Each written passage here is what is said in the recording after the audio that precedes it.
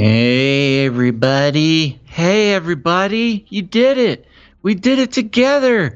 We're here at the Canary Cry News Talk live stream pre-stream, and we're just about to get the show going. Waiting for all these things to connect. It seems like there's some gremlins in the system that are making it difficult to send out our stream to the world.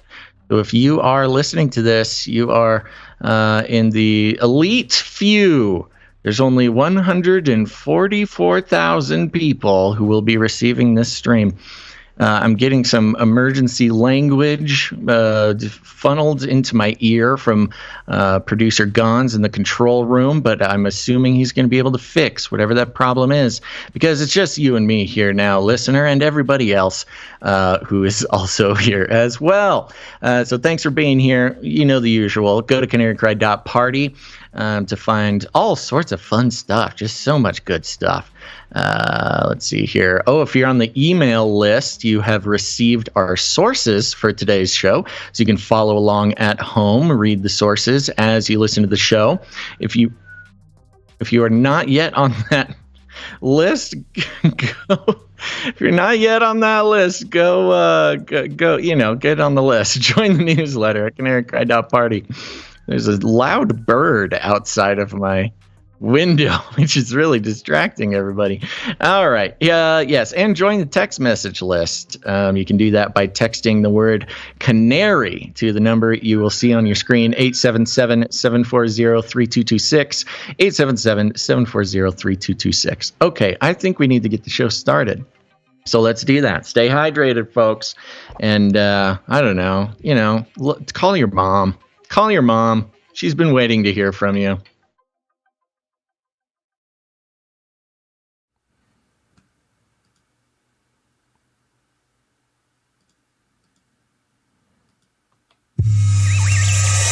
The world is getting crazier. People are acting more and more insane. The end of the world is tomorrow. Tomorrow. There's only one thing to do when the world is falling apart. Listen to Basil and Gonz as they discuss this week's news and events through the lens of Bible prophecy. You are listening to Canary Cry News Talk. You're listening to Canary Cry News Talk. We are live to tape on March 21st, 2022. This is episode 461. And today, the great REGRETZKY. Razzle dazzle, I'm your best buddy Basil. And we're canceled already. And my name is Gonz, your favorite Asian provocateur for Christ. Welcome to the podcast where we bring you the best news, which is the gospel message of Jesus Christ, while reporting the egregious with a well-rounded, biblically grounded take on world events. And shall we just jump right in? We shall just jump right in. We've got.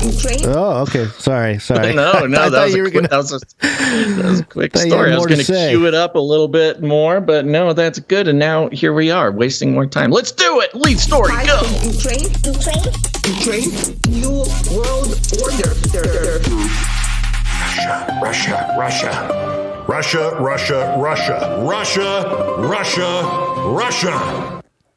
Yes. Wow. Russia. It's still happening, huh? It's Russia and Ukraine, yeah. Still happening. There's a thing going on. Mm-hmm. Well, we got to keep up with that. What do you got for us, Gonz? Okay, well, just a couple updates and then some more of the egregious news. This is Zelensky was on CNN. And he says, this headline here, Zelensky tells CNN he's ready for negotiations with Putin. And I got a minute and a half clip here. The consequences of not being able to negotiate with Putin are dire. Will it be hard? Will it be painful for you to have to sit down with Putin were he to agree and negotiate with him? I'm ready for negotiations with him. I was ready over the last 2 years. And I think that I think that without negotiations, we cannot end this war. If there is just 1% chance for us to stop this war, I think that we need to take this chance. We need to do that. I can tell you about the result of this negotiations. In any case, we're losing people on a daily basis, innocent people on the ground. Russian forces have come to exterminate us, to kill us, and we have demonstrated the dignity of our people and our army, that we are able to deal a powerful blow. We are able to strike back. But unfortunately, our dignity is not going to preserve the lives. So I think that we have to use any format, any chance in order to have a possibility of negotiating, the possibility of talking to Putin. But if these attempts fail, that would mean that this is a third world war.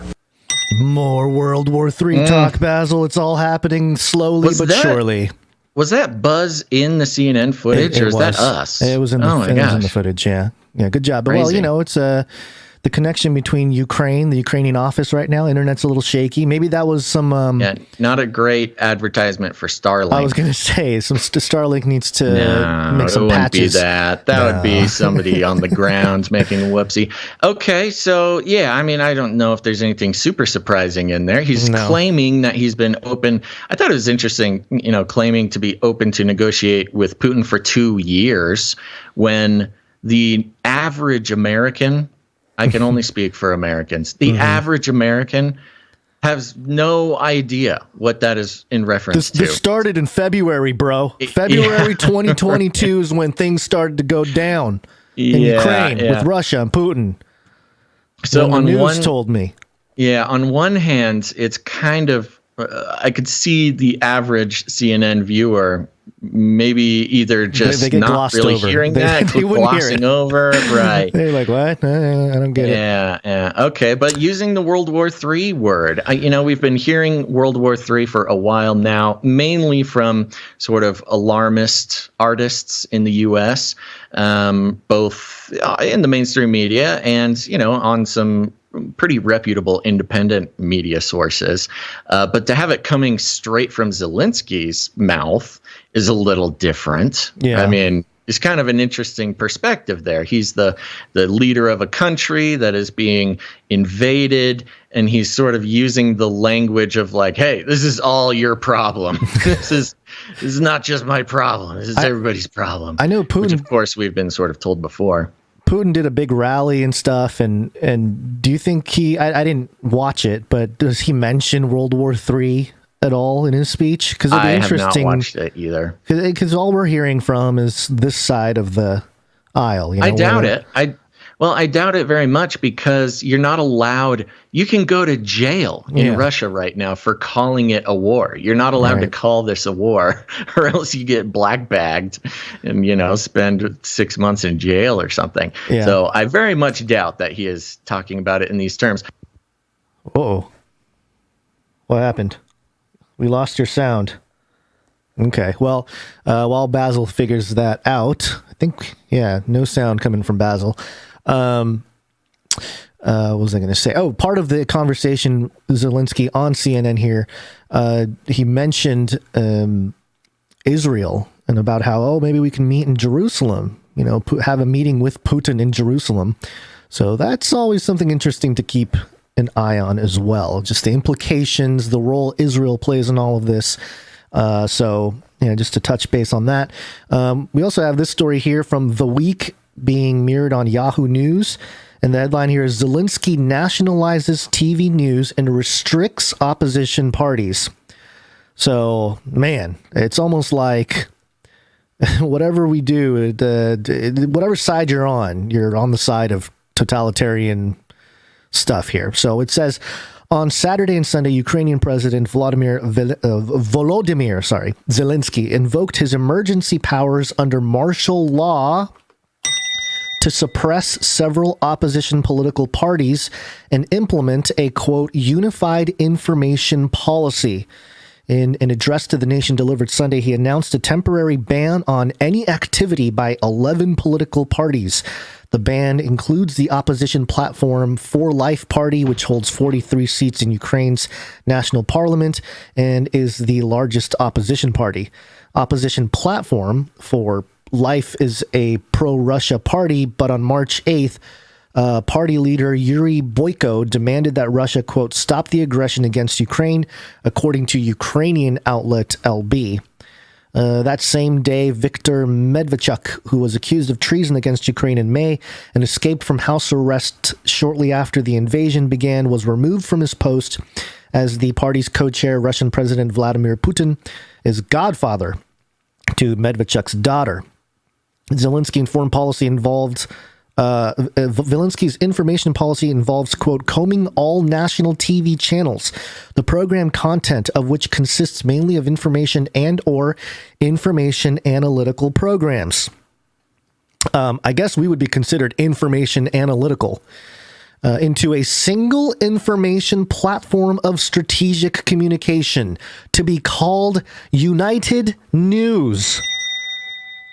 Can they be more blatant about controlling the information through news media? I mean, it is so blatant. I'm back. Can you hear me? You're back. Yes, I can hear you. Okay. Yes, the nationalization of the news. Yeah. I mean, just full on destruction of a free media in Ukraine. This is Ukraine, right? Yeah, this is Ukraine. Yeah. I had my headphones off for a second. It's full on nationalization, destruction of a free independent media and an institution of blatant state media, state-run media. Not even just state-run channel like the BBC or something like that. But you have, Russia-style, dictator-style, state-owned and operated media. Right. Now, of course, this is done in the context of, wartime measures, but all of these things are done in the context of wartime measures. All the COVID things were done under the guise that this was a type of wartime measure. Same with Canada and the truckers, and the freezing of accounts and the police activity, militarized police activity. These were all done under what was formerly known as the War Powers Act. Just these types of steps taken during war. Of course, the logic of it can be understood, but it does not mean that it's always for the better. Yeah. And to connect it with the point I was going to make before my strange poltergeist experience just now, you see Putin bot taking you down. Yeah, you see Zelensky using language that the tyrannical dictator Vladimir Putin is not using in his own country. Yeah. So the U.S. narrative of this is very strong. I mean, the narrative control rather is very strong when you look at the facts and the actions. Again, I'm not a pro-Zelensky, anti-Zelensky, pro-Putin, whatever. I'm none of that. I'm just impossible. You must take a side on this debate, Basil. You're not even a human if you don't take a side. Just calling them how I sees them, man. You have the Zelensky, the Ukrainian government repeatedly praised for being a democratically elected government, being oppressed by a tyrannical dictator. And yet they're taking what some might call authoritarian steps and control. Yeah, so I would say it's worse. Do they give it up? The trick is, do they ever give it up if this ever ends? It's even worse that they are saying one thing and doing another. At least with Russia, it's like, yes, we control everything. Or in China, too. They're like, yes, we are the party. We control everything. And it's like, it's transparency. Open. Yeah, but then in the West, it's like, no, we stand for freedom. We are locking out all information that is not state operated. It's like, whoa, man. Let me finish the article. It's 2 sentences left. Reuters notes that until Saturday, privately owned Ukrainian media outlets, quote, continued to operate independently until they get silenced one by one by some Night Stalker who comes and takes them or whatever. Yeah. Operate independently. I mean, business corporations in China operate quote unquote independently. That doesn't mean anything, really. Maybe our inability to stream to certain platforms today is because of our independent operation. The Facebook operations. I mean, for some reason, for no reason, no explanation, no nothing, no banning, no official banning, no nothing.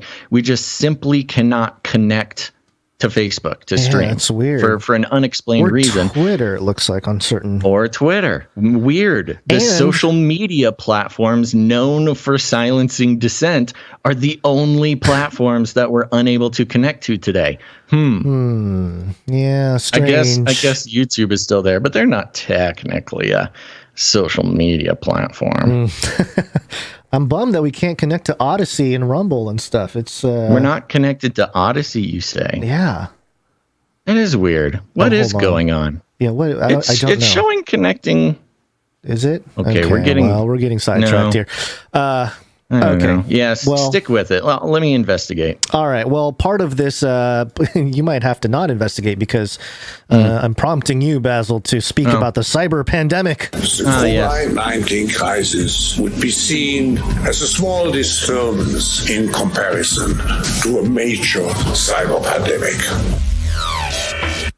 That's right. Lots of talk, lots of hacker talk, lots of ransomware talk, lots of cyber pandemic talk. And this is what is making such a strong connection for me between what's going on in Ukraine and Russia and the overarching storyline we've seen played out of the Great Reset or the Great REGRETZKY.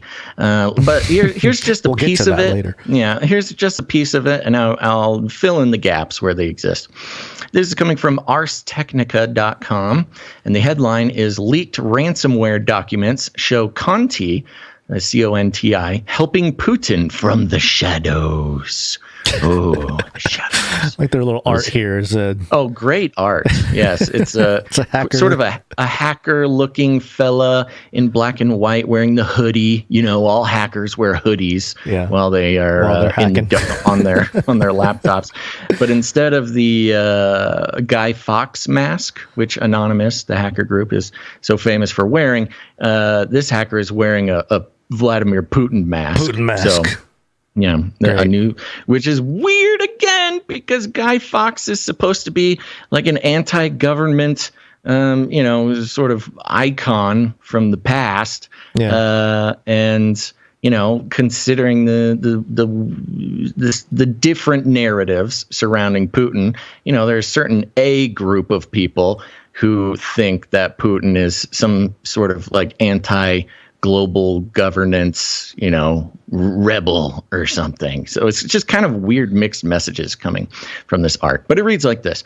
For years, Russia's cybercrime groups have acted with relative impunity. The Kremlin and local law enforcement have largely turned a blind eye to disruptive ransomware attacks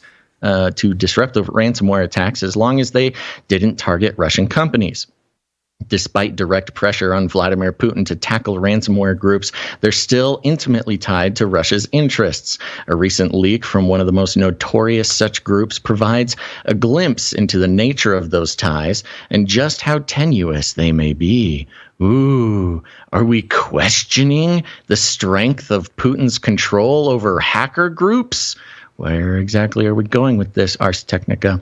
A cache of 60,000 leaked chat messages and files from the notorious Conti ransomware group provides glimpses of how the criminal gang is well connected within Russia. The documents, reviewed by Wired and first published online at the end of February by an anonymous Ukrainian cybersecurity researcher who infiltrated the group, show how Conti operates on a daily basis and its crypto ambitions. Now, the first fun thing to point out is this anonymous Ukrainian cybersecurity researcher was formerly reported as an actual member of Conti. This group Conti is technically an international group of hackers, sort of bound by this desire to scam like companies and grandmothers out of their savings accounts. But also, they kind of have that little, they kind of got a little bit of an anonymous feel, targeting vigilante. Large. Yeah, there's a little bit of that for sure. Please don't hack me, Conti. I've got nothing of value for you. But previously, this quote-unquote anonymous Ukrainian cybersecurity researcher who infiltrated the group was reported as, just a Ukrainian member of the group. Like, he was just a Ukrainian hacker who worked with the hacker group. And but when all this started, and, of course, Russia invaded Ukraine, there were some messages, and they may go into it here, but the messages being sent between the hackers and the group was like, oh, let's hack the Ukrainian, the Ukrainian government. Let's help out Putin. He'll reward us for this, stuff like that. And the Ukrainian guy was just like, wait a second. No, wait.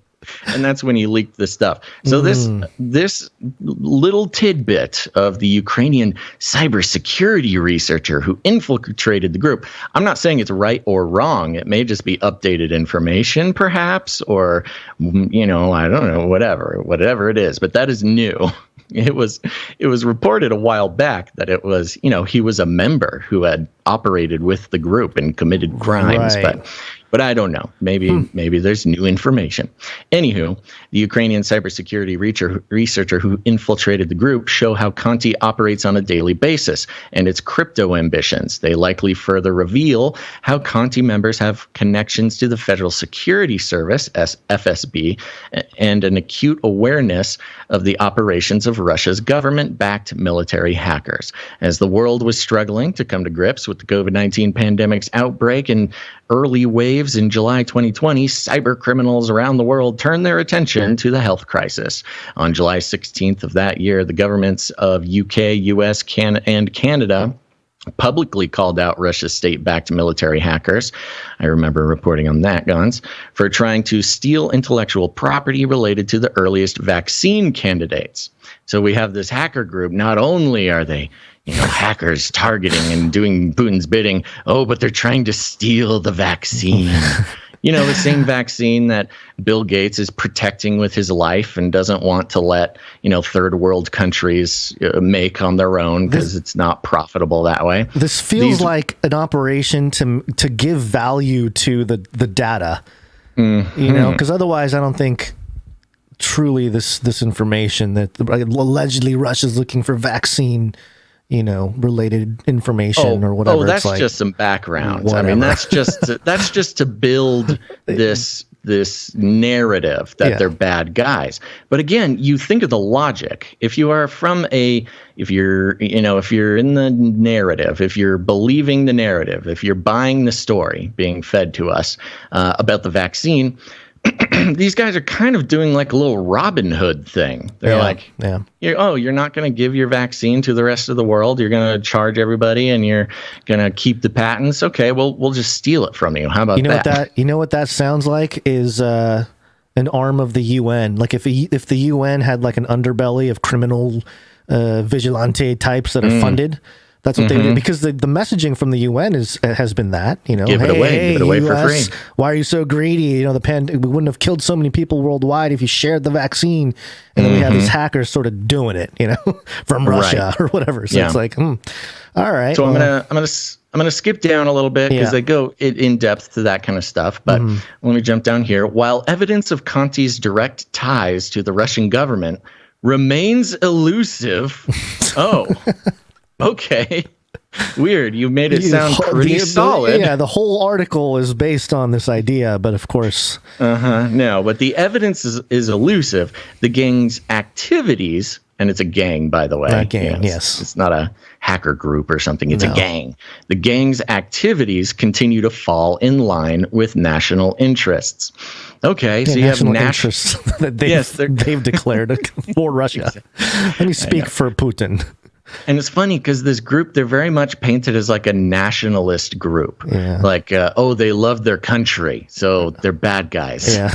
Quote, the impression from the leaked chats is that the leader of Conti understood that they were allowed to operate as long as they followed unspoken guidelines from the Russian government, says Alan Liska, an analyst for the security firm Recorded Future. Quote, there appeared to have been at least some lines of communication between the Russian government and Conti leadership. Yeah. Well, if you don't think that there's some line of government, some line of communication between our government and hacker groups, then you're just sort of being silly. Yeah. In April 2021, Mango, a key Conti manager who helps organize the group, asked Professor, quote, do we work on politics? When the professor asked for more information, Mango shared chat messages they had with one person using the handle JohnnyBoy77. All the members of the gang use monikers to help hide their identities. Ooh, hackers. Hackers. Isn't that the internet? It's called the internet. The entire internet. The pair were it's just like their Twitter, their Twitter handle. Ooh, listen to their secret code names. Secret code names. Wow. Okay. Well, what's the point here? What's Johnny Bananas? Secret network of assassins. Is that where we're getting? Like, what's the direction here? Because I got some ESG stuff I want to squeeze in. Let me jump down. I mean, it's I could just kind of summarize it. Long story short, this hacker. I mean, it's linking everything that's going on now back to the elections. It's linking, all the Russian hacking, the similar to the article we had about Putin's propaganda network crumbling before our eyes. We're supposed to connect the World War III, the Putin, the evil genius or psycho monster, whatever we're supposed to think he is now.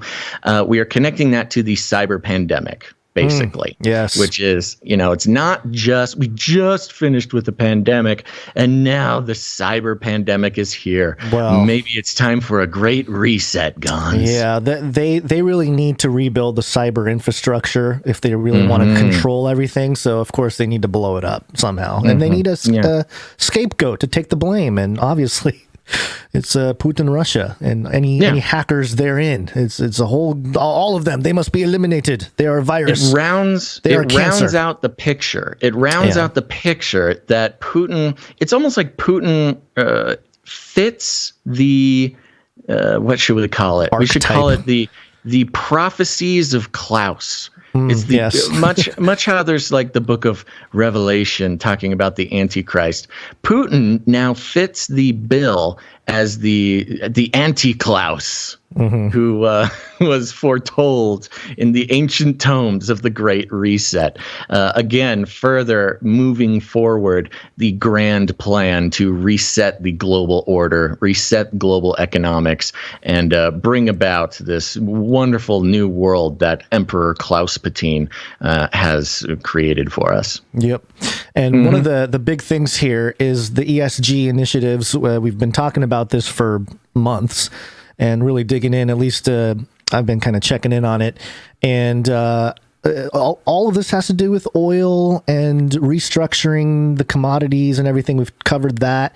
But this is Market Insider in the headline here. An economist explains why Saudi Arabia and China are looking to ditch the dollar in a new oil deal and where Beijing can target next as it spreads yuan adoption. So again, Emperor Klaus Putin was right.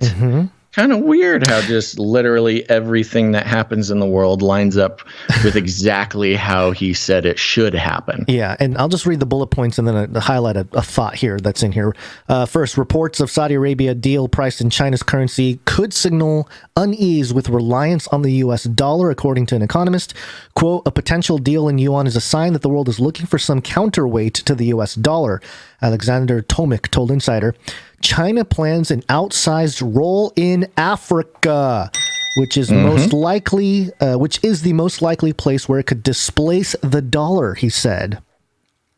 So they're targeting Africa specifically as a place where because taking over the dollar, and even the professor here that they quote in the article says, like, well, yeah, they're kind of doing this symbolically.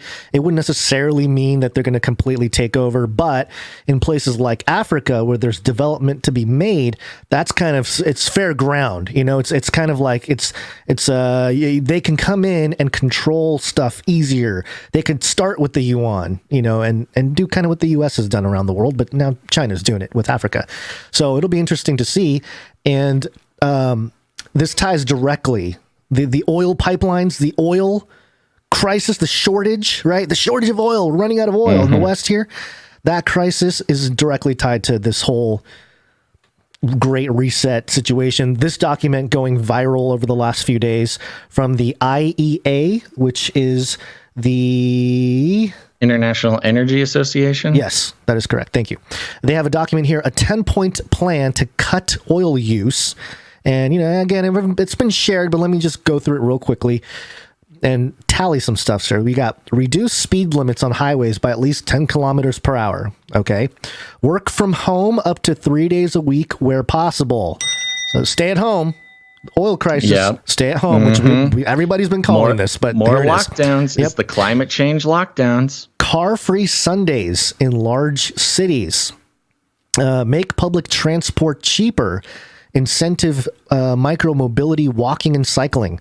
Alternative private car use in large cities. This is all pointing to autonomous driving vehicles. Urge car sharing and practices that decrease fuel use, promote efficient use of freight trucks and goods delivery, hasten adoption of electric and more efficient vehicles. So like the last four have to do with technology and the car and that kind of stuff. Avoid business travel when another personal one. Avoid business travel when alternatives exist. So what does that mean? You don't need to travel to have meetings. You can have a Zoom meeting. Work from home, Skype in, right? Yeah. Stay at home. Prefer high speed and night trains to planes where possible. Interesting. Get everybody on the ground. And so, three or four out of these have to do with, and the overall tone here is stay home. Lockdown from COVID, stay home. Lockdown from oil crisis, we need to stay home. This is a matter of energy consumption for the West. If you want us to continue our way of life, we have to sacrifice some things, and here are some things we can sacrifice. And it got me thinking about, just in the last few years of doing this research and covering all this stuff, it reminded me of 2017. This is a couple of years before the pandemic. The United Nations declared 2017 the International Year of Sustainable Tourism for Development. And I remember at the time thinking, like, that's kind of weird. Like, why would they be promoting tourism? Or focusing on it, right? Okay, yeah. So if you're trying to figure out how to save the world from devastating effects of carbon emissions, right? You'd want to tell everybody stay home, right? Stay home. Yeah, okay. Not travel. But the reason why I think they were ahead of they put this out there ahead of time, the International Year of Sustainable Tourism, is because what they want to do with something like this, the IEA, which is, we're going to lock down, we're going to choke out all the traveling pipelines and supply chain pipelines, and we can impose more control over everything, right? It's almost like, and I told you this before, Basil, but it's kind of like creating a giant theme park for everybody. It's like, hey, which world do you want to go to? Do you want to go to the America world? Great, you have to abide by these rules. Do you want to go to Canada world? Whatever. So you want to go to Antarctica world. I think that's part of it too, and I think you have to be very desert privileged to be allowed access into that area. You got to have a ticket to get in. Think of it as a theme park, and if you extract this sort of a larger scale thing, what's kind of the biggest topic when it comes to the world and our lives? It's really, you talk about religion, you talk about the concept of God, the conversation about God, that, and religion in general has been massively influential in society and civilization. And so when we talk about travel and worship and we start to build that whole thing, you begin to see how the infrastructure for the end times is kind of coming together. And on that, before we jump into a break here, I have this clip that I ran into from BitBoy Crypto. He's one of these, I think he's one of the biggest crypto, influencers, whatever you want to call it. allegedly he's a Christian. Heard him talk about Jesus from, time to time, drop it in with stuff. He's an entrepreneur type. But he was doing a broadcast the other day, and I had to clip this moment out of it just to have something fun. But it's a 2-second clip from the show. Golly, I feel like we're living in the end times. There you go. Fun. Yep. And all this, if it weren't for Putin, none of this would be possible. Thanks, Putin. The panic, the shortage, the financial aspects the of crisis that is needed in order to create the chaos that is needed to create change. The anti-Klaus Putin has revealed himself, and it's no surprise. I mean, it does not come as a surprise. And just to remind everybody, Putin was also one of Klaus's young global leaders. Right. So he's been plugged into the plan the whole time. Mm-hmm. Maybe he feels betrayed. I've trained you well, and you turn your back on me. Or they're in on it. Either that, or yes, he's just playing his part in order to bring about the new world order. He's playing the bad guy. I just had this image of Klaus in his little outfit on like a throne, and Zelensky and Putin both kneeling to Klaus. Wow. Father Klaus, are we doing a good job with our operations? Yeah, that's hardcore. Yeah. All right. Well done, my sons. All right, Gonz. Well, it's time to keep the show rolling, and you know what day it is. It is Monday. Gary, what day is it? Monday. Indeed. And Gonz, I just have one fun little update. Okay. Listeners will remember when I've talked about wanting to get some Narcan just to have it around as like a good prepper boy. Mm-hmm. You got your what do they call it? EpiPen in the fanny pack, just in case anybody eats some peanuts around you they weren't supposed to, or get some Narcan just in case you come across an emergency opioid situation. And went ahead and did it. Got some Narcan. Incredibly easy to do, apparently. What did you do? Sign some papers? Yeah, give away just a literally fingerprint or two? You just walk into the CVS and you say you want some, and they say, okay, come back in 15 minutes. And nice. You get it. Yeah, so there you go. I'm fully prepped out to resuscitate anybody who's having an emergency anaphylactic or opioid overdose. Great. So there you go. Next level prepper achieved. Great. I recommend everybody do this. It's just part of being a responsible person. Are you going to have it kind of like in your sleeve, ready to go? No, it's in the fanny pack. Oh, okay. Because I want everybody to see my cool fanny pack while I save somebody's life. And for maybe if you're out there and you've not heard me talk about this and you're wondering why is Basil carrying around anti-opioid overdose medication, just because I believe it just feels like a right thing to do, whether or not whatever circumstances led to somebody having an opioid overdose, it is someone's life. It is someone's child. It is someone who deserves a second chance. And, if nobody else is carrying the literal instant antidote that could bring somebody back to life, wouldn't you want to be that person? I think it's a pretty cool idea. And turns out pretty easy to be that person. So there you go. Go to your pharmacy. Just ask them for a Narcan. And it's pretty cheap. It's like $50, I think, for two spray bottles. So there you go. Everybody should be able to save a life if something happens. Very good.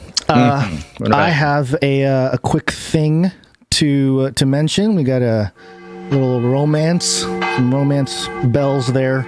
Oh. Yeah. Okay. Great. The Fountain app that we've for some reason just had in our thing for a while because, hey, why not? It's one of our producers. A listener, a producer of the show, created a dating app for truther Christians. Mm-hmm. And they were, a producer of the show. So, we stuck it in there. Kind of forgot that it was in there, but people found it apparently.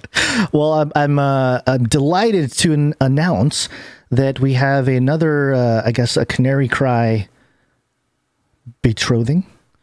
Okay. A commitment? Is it an actual? Oh, yeah. Is it a commitment to be wed, or are they wed? It is a commitment, I believe. Okay. Dame Stormy, daughter of the king. She's a dame too. Yes, okay. This is a big deal. And Sam, producer Sam, friend Sam, which I was thinking, Basil, we can probably honorary Sir Sam at some point, just from the history of Sam with us. We have a long history. He's certainly at least sneaking around the castle. Yeah. Right. So he's got a master skeleton key. Okay, and I'm assuming that we got permission to put out this wonderful news. We did. I made sure there was wonderful. Nothing wrong with that. So I guess we can add another line in the. Yes. Who's counting? Who's counting? But the second Canary Cry marriage that we know of. Yes, that we know of. There's been more Canary Cry babies than Canary Cry weddings. True. Which, look, I don't know what that says about us, but hey, that's cool, man. Well, congratulations to Sam and Dame Stormy. Yep, love it. There you go. Beautiful. That's my little personal thing. That's a great one. Okay, and with that, Gonz, it's time to thank our executive producer for this show. Executive producers.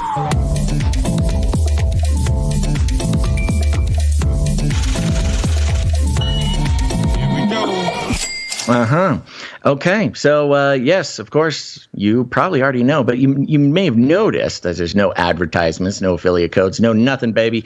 We are entirely funded by the generosity and the commitment of our producers to support via the value for value model, support true independence in this media space, but specifically this show. And people who do support this show, they're called producers. You can produce the show with your time, your talent, or your treasure. But we do like to thank our executive producers right up top here. These are people who came in hot to make this show happen. Hot. And today's executive producer is it's Juan A. He's back, baby. He is the Juan today. Yes, you are the Juan. Thank you very much, Juan. And Juan, glad to see you're back. I love it when Juan drops back in, and he comes in, and he is the executive producer of this episode 461. Where'd you find this? Sorry. And we will thank him again and read a note and such later on in our first break. But there you go. That be all, Gonz. That be it. Okay, well, if that is the case to be, then let's... What does that even mean? I don't know what I'm saying anymore. I have no idea. Yeah. We've lost track. But you know who else, might be in line to become an honorary producer of this show? It's Flippy. Flippy update. Do you want fries with that? Whew, That's right. How hot that jingle comes in. It's too hot. Too hot, baby. Too hot for TV. That's why we're on YouTube. Kind of. Barely. So it's time for the Flippy update. Flippy is our colloquial name for the disembodied robot arms that are taking our jobs, enslaving our children, and flirting with our spouses.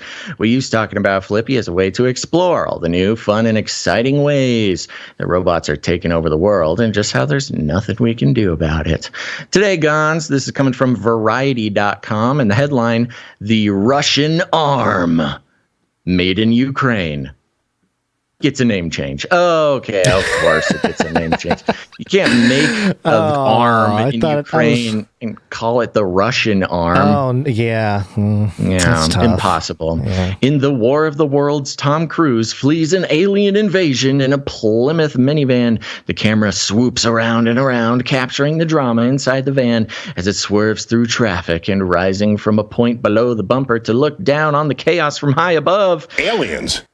That shot was made possible by the Russian arm, a gyro-stabilized crane mounted on the roof of a car. The technology was introduced in the late 1990s and has become a mainstay of the Fast and Furious and Mission Impossible franchises, as well as Marvel and DC superhero films such as Black Widow and Wonder Woman.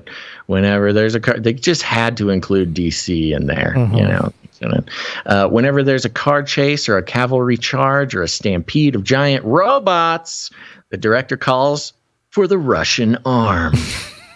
But wait. The arm is not, strictly speaking, Russian. Oh. The company that makes it is based in Ukraine. Oh, no. What are we going to do? And now that Russia has invaded Ukraine, the manufacturer Filmotechnik has decided to rally around its national flag. The arm's new name? The Ukraine. Very good name. And if you want the spelling, it's capital U hyphen capital Crane, the Ukraine.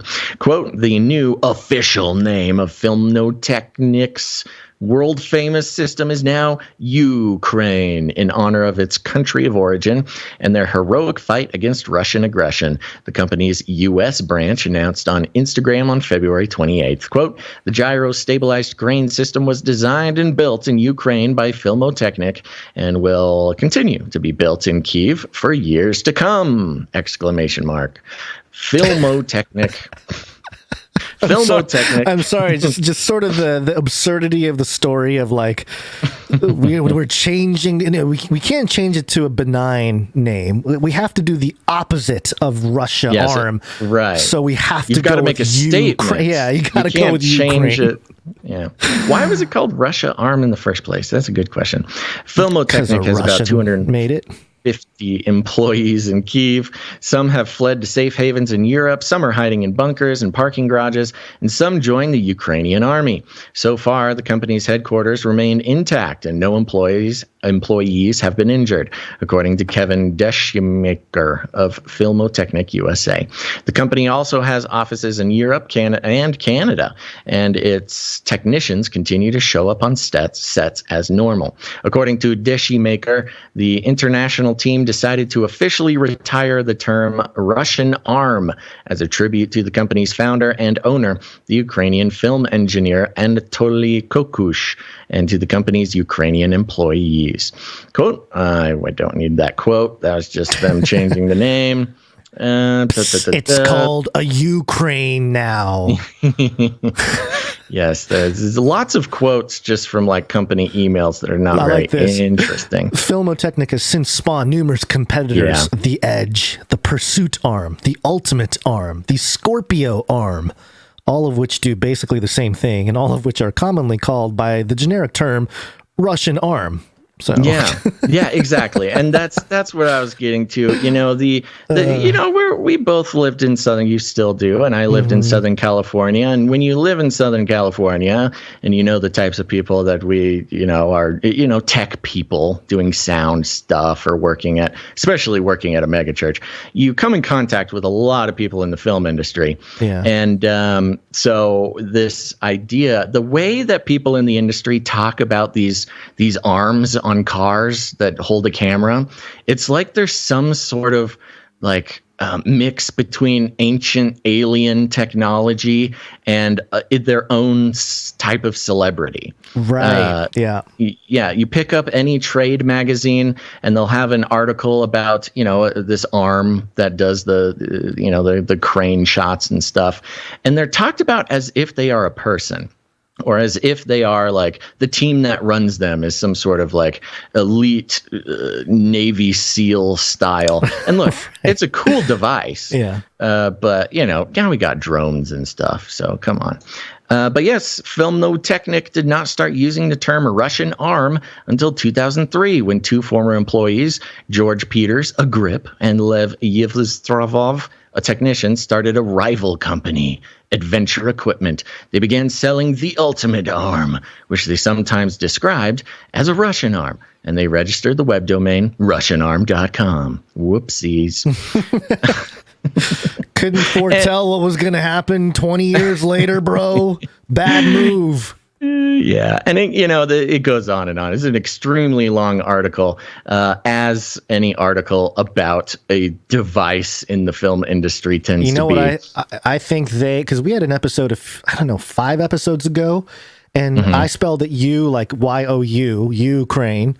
My theory is that they were looking at robot arm names and they found FLIPPY updates from Canary Cry News Talk, and they saw the Ukraine and they thought, but we can't directly do that, so we'll do something that is similar. a very special aspect of our hubris that when anything happens in the world, we pretty much assume it's us. And I don't think we're wrong. I think we can be wrong. There's no way we could possibly be wrong about that. So there you go. So let's bring it back to the FLIPPY update. How does this connect? So, of course, we talk about FLIPPY as the, the progenitor of sort of a robot invasion, but also the use of robots in social engineering, but also the use of robots in making political statements and crafting narratives. And I think this is a very special case of that, because these Russian arms, or Ukraines, is more of like a colloquial term for any crane-mounted camera that is used in Hollywood like every day. This is a change of colloquialism coming straight from the top of influence in at least our society and possibly the whole world society, being, Hollywood making a statement, making some sort of slacktivist statement to show the narrative which we are all to support now. And Russia's out, baby. Russia's out, and Ukraine. And it may seem, I think if you're not in LA or like in that industry, you would never know this and you never care, and you probably still don't care. But as we know from doing what we do now for 10 years here at Gonz, is that it starts there. It's the sort of spirit of the day. The zeitgeist starts in LA and trickles out. And this is just one manifestation of how small of a change that they are willing to make in order to maintain the trend in the social narrative.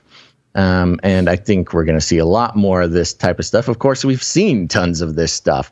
But the fact that they are renaming a colloquial nickname for a piece of equipment that is made by a dozen companies shows that it's very strong. The sentiment is strong, and it is spreading, and they are changing Hollywood culture to respond to it.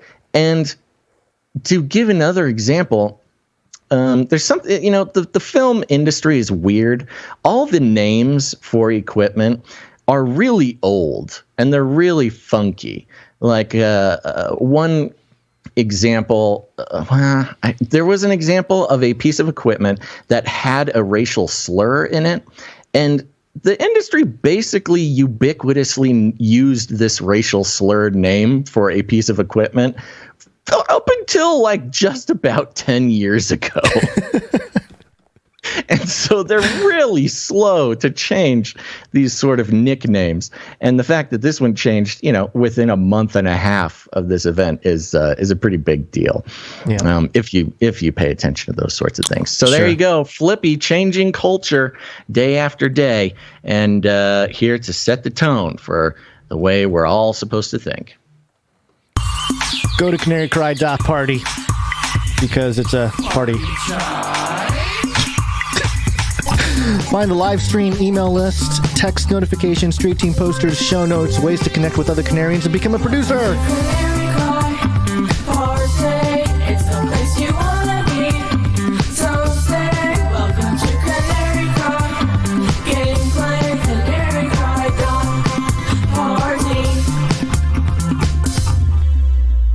That's right. Head on over there. All sorts of good stuff and resources to make your life better. And of course, always you should go check out Ravel. Ravel's another podcast I do that is fun and exciting, and you're going to love it. For those Ravel heads out there, the episode did not drop yesterday, as usual. We have a slight technical issue, but it will be fixed today. So just hang tight. The new episode is coming out. This episode will be the one that we did in our Artist On series, where we are talking to an interior designer and architectural expert. And it's really, really fascinating. I think you guys are going to like it. So much exploration of God in those two industries that I never would have thought until I got down and dirty and interviewed an interior designer. Can you believe it? And what other podcast will have one of the top 10 battle rappers in the universe and then an interior designer on the next episode? So lots of fun going on over there. Check out Ravel on Apple Podcasts or Spotify or wherever you go. And of course, go follow the Canary Cry Clips channel on YouTube and Odyssey. That's it? That's it, man. We're moving fast, baby. All right. Okay. Yeah. I was just showing everybody the Canary Cry Clips channel. Oh, you can do that. Yeah. I mean, I can stretch it if you want. No, it's okay. I can talk for hours about Canary Cry Clips. So cool. Great clips. Share them with your friends. Mm-hmm. Yeah. All right. Keep going. Okay. What are we doing? We're doing politics, right? Doing politics. It's Latin for many. Now suck your blood. Now suck Politics. your blood. Okay, I want to start out over here at the New York Post. And this is a very special place to start out because the New York Post was the original mainstream outlet that did the reporting on the Hunter Biden laptop and was summarily sort of executed for doing so and shunned by the political and especially the liberal political community. But they're back and there's things going on. NewYorkPost.com headline, Spies Who Lie. 51, quote, intelligence experts refuse to apologize for discrediting true Hunter Biden story. This is written by the New York Post editorial board. So that's I right. think they were a little irked. They are. This is a moment of vindication for the New York Post. Yeah. And they want everybody to know about it because they were the ones who were excoriated for the Hunter Biden laptop story, and now they're here to lash out against 51 intelligence experts who refuse to apologize. Apologize to who? Apologize to the New York Post. New York Post, yeah. They are the supposed nonpartisan group of top spies looking out for the best interests of the nation. Ooh, brutal. But the 51 former intelligence, they keep putting intelligence in quotes, which I love. But it's just such a great burn. I know. But the 51 former, quote, intelligence officials who cast doubt on the Post's Hunter Biden laptop stories in a public letter really were just desperate to get Joe Biden elected president. John Biden, the unknown John Buden. doppelganger. Yeah, and more than a year later, even after the deep state sabotage has been shown again and again to be a lie, they refuse to own up to how they undermined the election. Ooh, the New York Post throwing down, making allegations that these intelligence officials undermined an election, which they're not wrong. But I mean, this is in the mainstream. The officials, including CNN pundit and professional fabricator James Clapper. Yeah, they had to put this in the opinion section, but they can go off like this. So it's actually great. It's fun. A man who was nearly charged for perjury for lying to Congress signed a letter saying that the laptop has classic earmarks of a Russian information operation. What proof did they have? By their own admission, none. Quote, we do not know if the emails are genuine or not, the letter said. They're just suspicious. Why? Because they hurt Biden's campaign. That's evidence enough. Keep in mind, this was written October 19th, 2020, 5 days. Oh gosh, what happened? There we go. What? Sorry. I'm trying to find the next part of the article. Oh, you were talking on screen. To yourself. I was talking to myself, and I forget that I'm podcasting. He's muttering. Sorry, He's getting older and older, folks. He's muttering into the microphone. Keep in mind, this was written October 19th, 2020, 5 days after the Post published its first story. Neither Joe Biden nor Hunter Biden has denied the story. They simply deflected questions. Didn't these security experts think that if this was disinformation, the Biden campaign would have yelled to the heavens that the story was false? Meanwhile, though the letter was advertised as being signed by people who worked, quote, for presidents of both political parties, a majority of the officials were Democrats. Politico picked up on the letter and ran the false headline, quote, Hunter Biden's story is Russian disinfo. Dozens of former Intel officials say, quote, that headline is still online. Oh, I'm sorry. That was the end of the quote in the wrong place. Yeah. The headline was Hunter Biden's story is Russian disinfo, dozens of former Intel officials say. That headline is still online today, even though the letter clearly says they don't know if it's Russian disinformation. That headline was tweeted out by legions of Democrats, including current White House spokeswoman Jen Psaki, as proof that it was all a con. That tweet also is still up despite being proven false. Thus, pure speculation by a group of biased officials became gospel among the media. This was, quote, fake news and could be safely ignored. Keep in mind that Twitter already had banned the New York Post a few days before. The rationale was that this was hacked materials, even though it wasn't, and Twitter had no evidence to think it was. A Facebook official, meanwhile, said it wasn't going to allow the sharing of the Post's story until it was fact-checked by a third party, a check that never happened.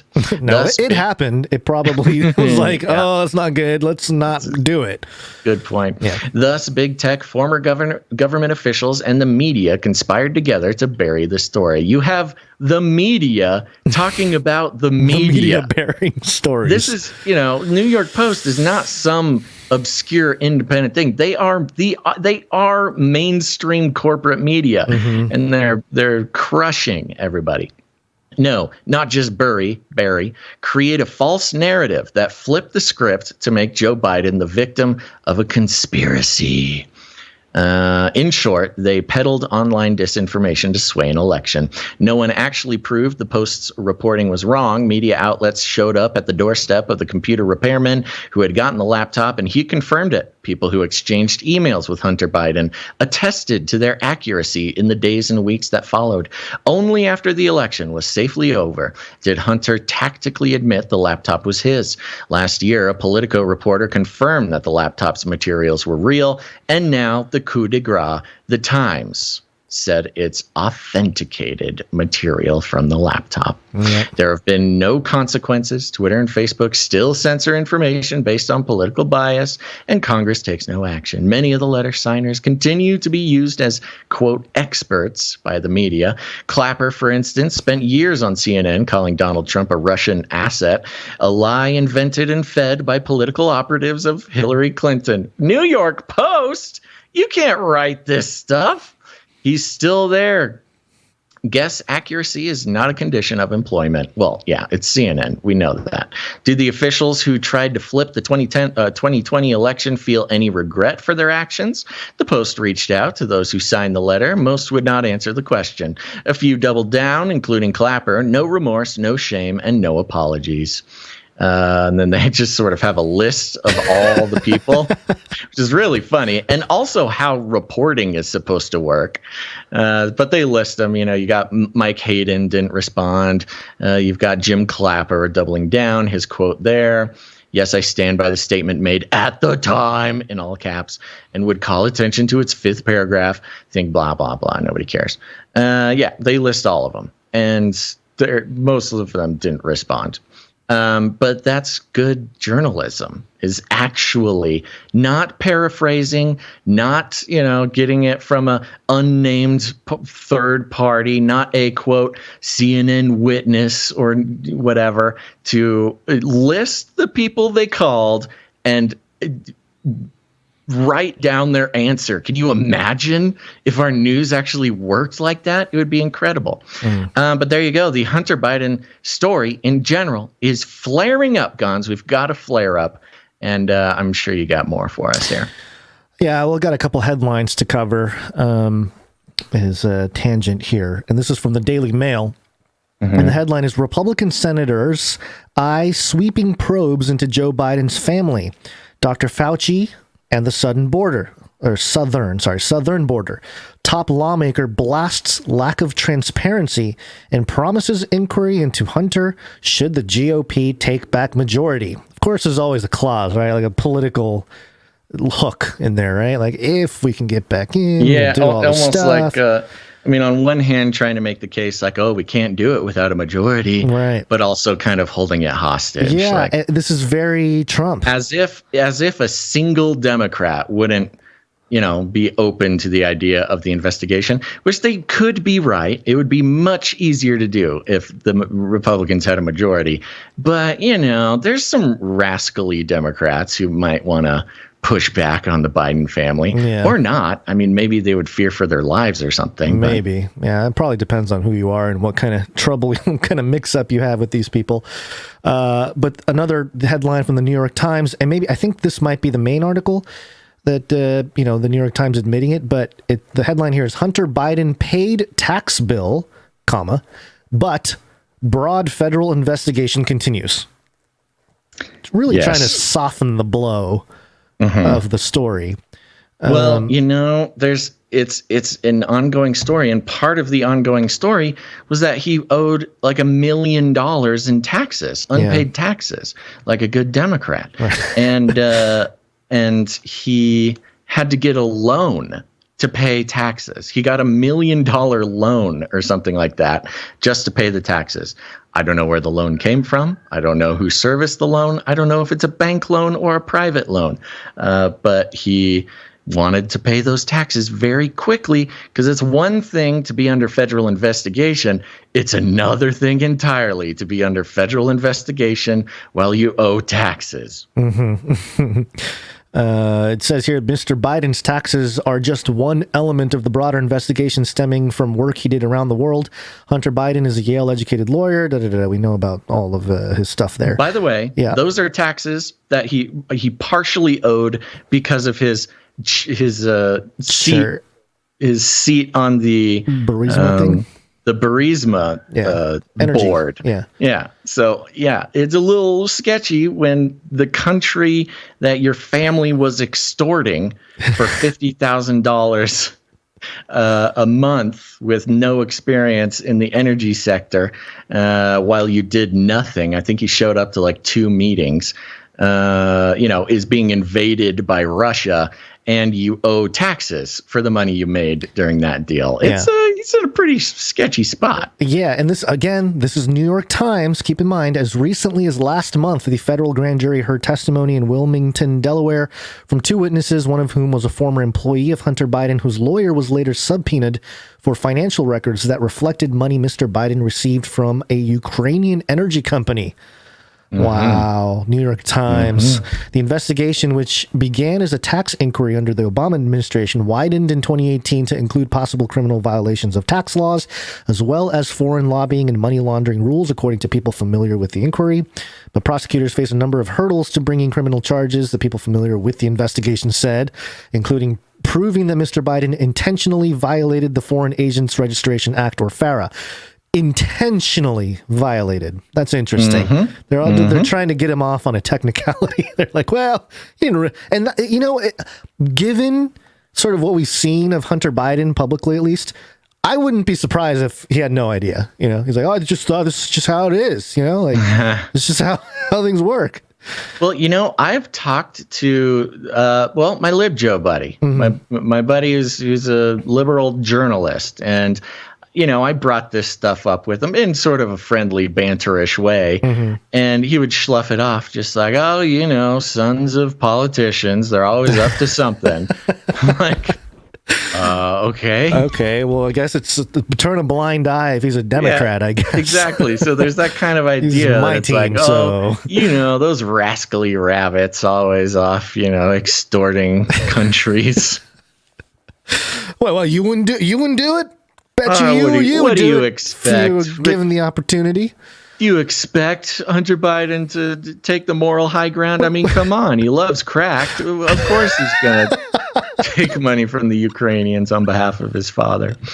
Yes, and of course, there's all those. There's all sorts of conspiracy theories regarding Ukraine and the Biden family and what may or may not be revealed, and perhaps Putin knows that and is looking to, leverage that in some way. I have no evidence. I have no evidence. I have no nothing. These are just things I've seen floating around. Isn't that the thing that Russians record everything or spy on everybody or like I remember Trump talking about that. Like you can't go to Russia. Everything is recorded. They track everything. They have a very thorough surveillance apparatus that does extend into neighboring countries, ex-Soviet states.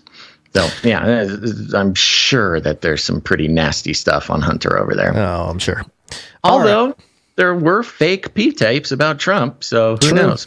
Maybe it's fake Hunter Biden photos. Crack tapes. Anywho, sure. Who knows? Klaus, tell us what's happening. We need a great reset. Learn to use the dark side of the Force. Oh, my. Oh, this is great. So we've talked about the Great Resignation, the Great Reset, the great, all sorts of the great things. Yes, that have been talked about over the past couple of years. Partially, I believe, to sort of obfuscate the Great Reset when they were trying to hide it and deny it, Yeah. But do you remember that? There's a moment when they were trying to deny that it existed at all. Yeah, it's just a wild conspiracy theory. And then people were like, actually, World Economic Forum guy wrote a book called, and they're like, well, here's a promotional marketing video from 2016. They're like, well, it's not a plan to take over the world then. Yeah, you crazy tinfoil hat wearers. It is, though, when says you read it. Literally right there. Okay. So you get it. TheGuardian.com has a headline. Turns out the Great Resignation may be followed by the Great Regret. Ooh, written by Gene Marks. Okay, Mark of the Beast DNA manipulation guy. Gene Marks, whatever. I'm just gonna read a couple paragraphs because it's pretty simple to understand. You don't need more than a couple of paragraphs. Great.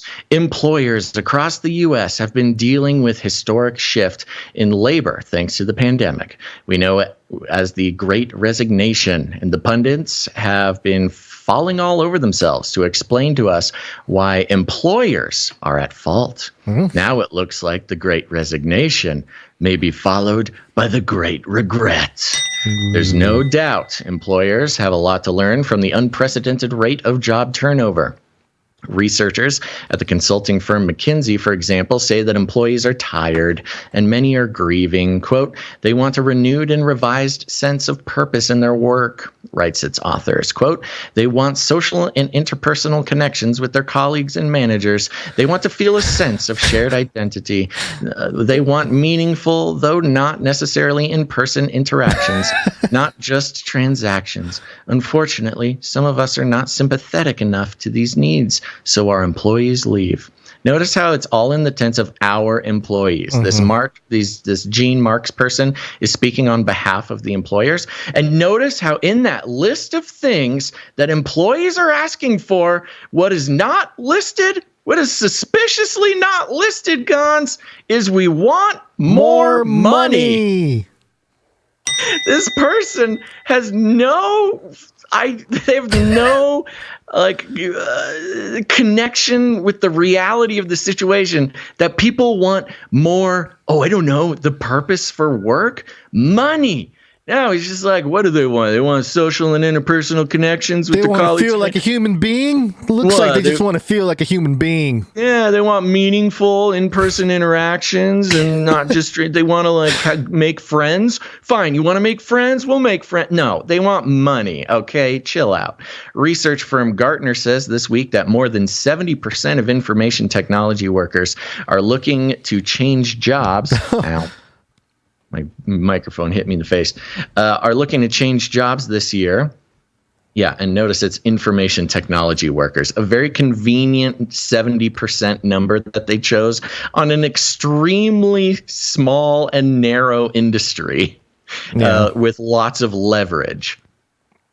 70% of information technology workers are looking to change jobs this year and urges employers to adopt more human-centric work model that includes better working hours, more productive meetings. Oh, yes. I want to change jobs so I can go to more productive meetings. Do you know what would help in this process to become more human-centric for the human-centric experience for the workers?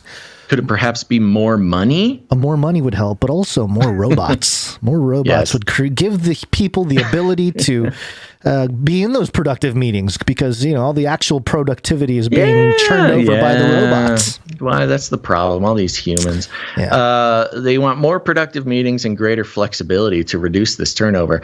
Then there's the low pay, a lack of opportunities for advancements, and feeling disrespected at work, which are the top reasons why Americans quit their jobs last year, according to Pew Research in a new study. The study also found, quote, those who quit and are now employed elsewhere are more likely than not to say their current job has better pay, more opportunities for advancement, and more work-life balance and flexibility.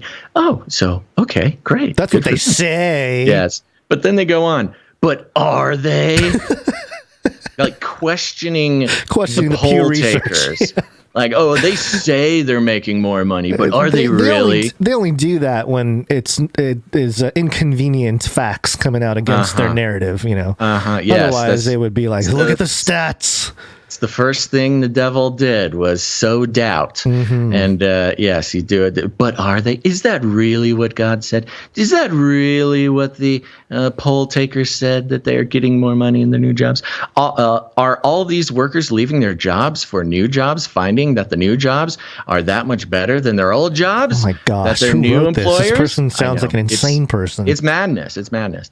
That their new employers are that much better than their existing employers? Or is it possible that Joe is taking a new job that's replacing Susan, who left that job for the same reason that Joe is leaving his job? Oh, look, so they're trying to say people are just playing musical chairs. well, right. But notice he questioned the sentiment that they are making more money in their new job, that they're getting better opportunities for advancement and better work-life balance, better flexibility. He says, but are they?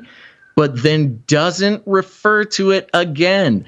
A classic rhetorical misdirection, where he says, but are they? As if he's going to tell us, no, they are not making more money, and no, they cannot advance better, or whatever.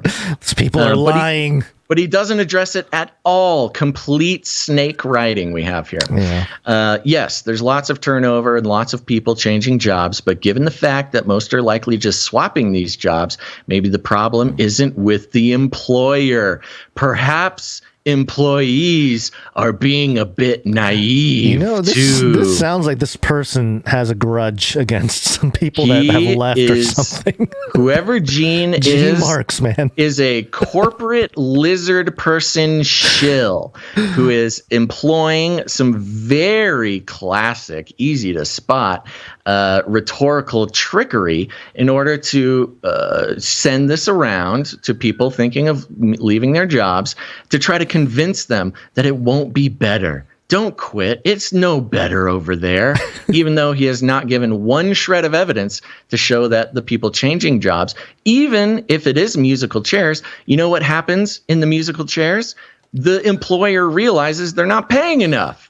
And so they raise the rates and then hire again. So yes, it is musical chairs, but the pay is changing.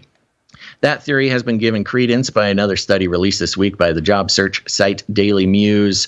Its study of more than 2,500 workers found that almost 3/4 of them, 72%, experienced either surprise or regret that the new position or new company they quit their job for turned out to be very different from what they were led to believe. Nearly half of 48% of these workers said they would try to get their old job back thanks to a phenomenon that the Daily Muse is calling shift shock.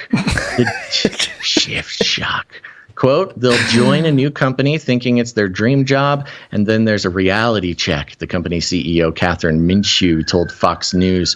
Quote, it's this really damaging phenomenon where people are brand new in our role, and then they suddenly realize it's not at all as advertised. That is not a problem with the employee. That is a problem of false advertising by the employer. They're saying, yes, our company is tricking people into these new jobs and pulling a bait and switch.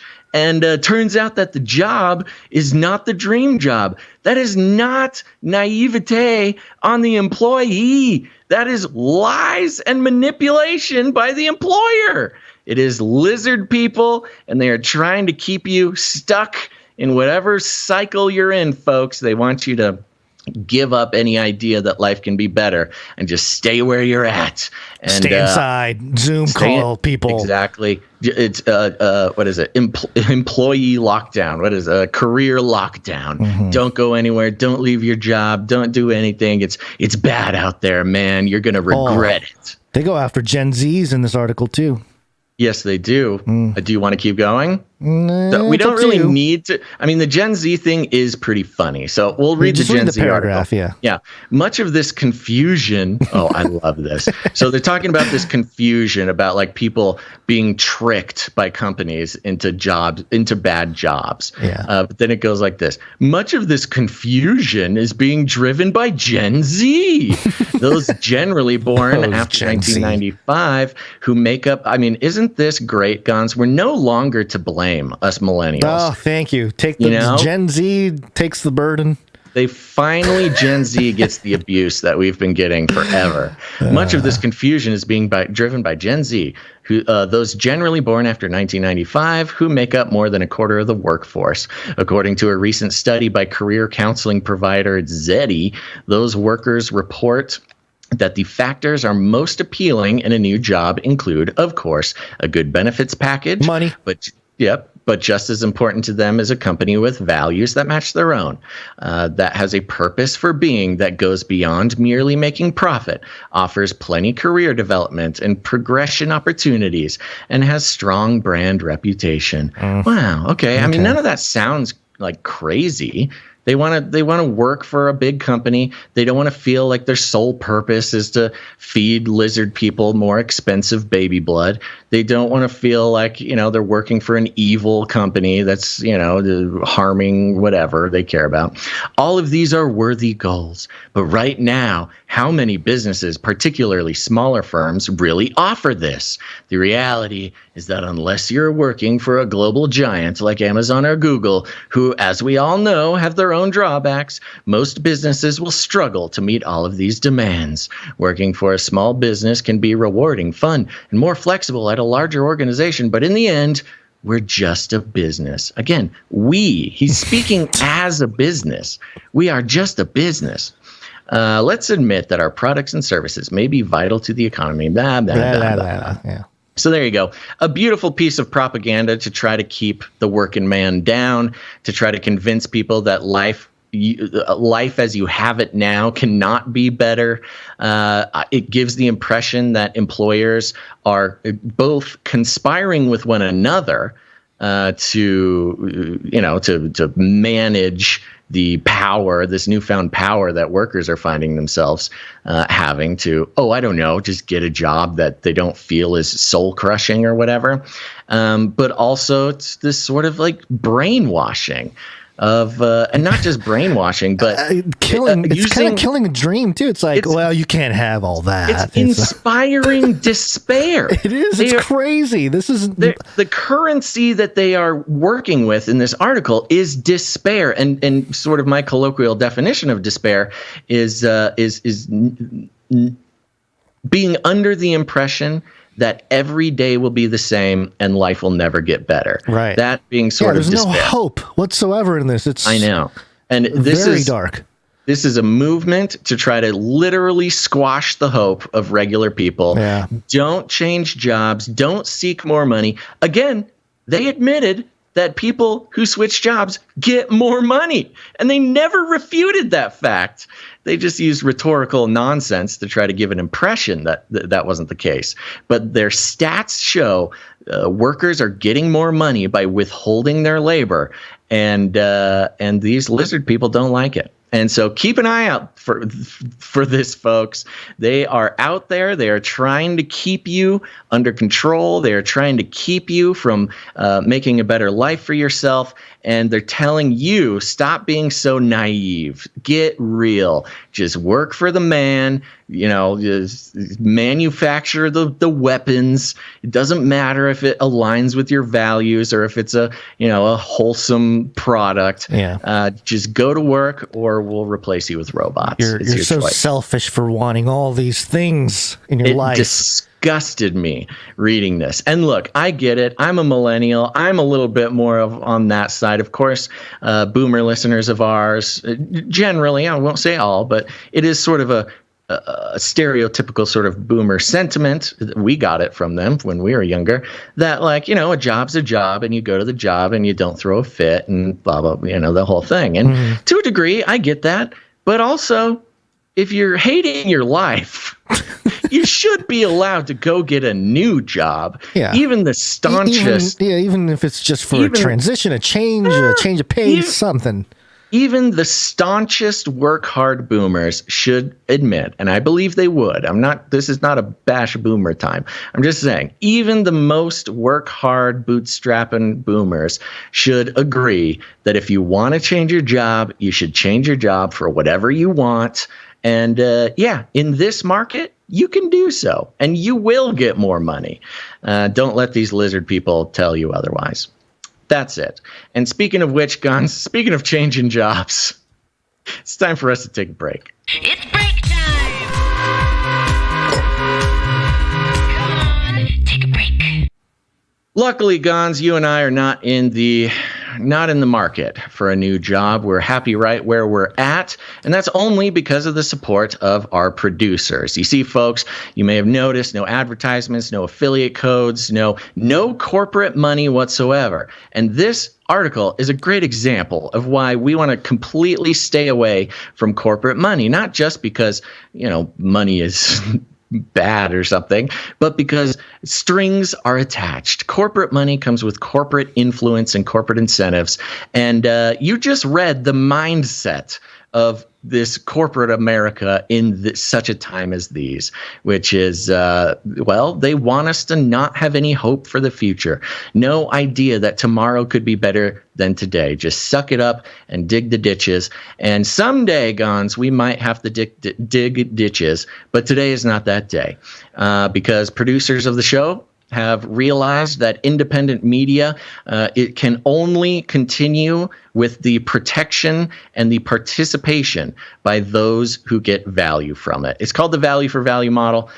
We create value. We do it 3 times a week, maybe even more if you take advantage of some of our other programs. And if you get any value out of what we do, you have the opportunity or the responsibility to put value back in. It's the only way independent media can maintain true independence. Otherwise, you get corporate money involved, and who knows what happens after that. And I think it's not only am I grateful to God that Gonz and I do not have to work for some corporation or peddle some corporate line in order to convince you that you need to spend money you don't have on things you don't need in order for us to support ourselves and keep this show going. But I think it's pretty valuable to you, dear listener, as well, that your independent media creators do not consider you to be a commodity, to be packaged up and sold, your consciousness, your brain, your eyes, your trust, your attention, to be sold off to corporations for our own personal gain. And that's why we do it the way we do. And when people support the show, they can do it in a couple ways. But the first way is by going to patreon.com/CCNT, or even better, you can go to CanaryCry.Radio.com/support. CanaryCry.Radio.com/support. That's right. And Gonz, who do we have to thank today for spending another day out from under the thumb of the lizard people? Well, we already thanked him earlier, but we're going to thank him again. It's the executive producer. Executive producers. That's right. Juan A. Woo! Thank you very much, Juan A. Coming in hot with an executive producership of $133.33. That's right. And there's a note here from Juan A. Sup, bro chachos. Been a minute, but still love what you're doing and still very much support what you're saying. Yahweh has been blessing me, so I need to share the blessings. So here's the dinero. Take it and just go absolutely nuts with it. LOL, mucho amor. We will go absolutely nuts. We're going to pay for some services. We got to pay for our texting service here because all these people don't want to miss the show, and that helps out, Juan A. Thank you very much, executive producer, coming in hot. And this is a great example of even if you've produced before, perhaps you've been on a streak before, and it's been a while. We love it when our producers come back and sort of participate again and again when the Lord wills in their life to keep the show going. Thank you very much, Juan A., executive producer of episode 461. Thank you very much, Juan A. Is there, do you want to mention Supply Drop, or are we good? I want you to play the other executive producer jingle. Right. Okay, yeah, let me do that first. Where'd you find this? There we go. Thank you very much. Yeah, hit Supply Drop for a second. Supply Drop.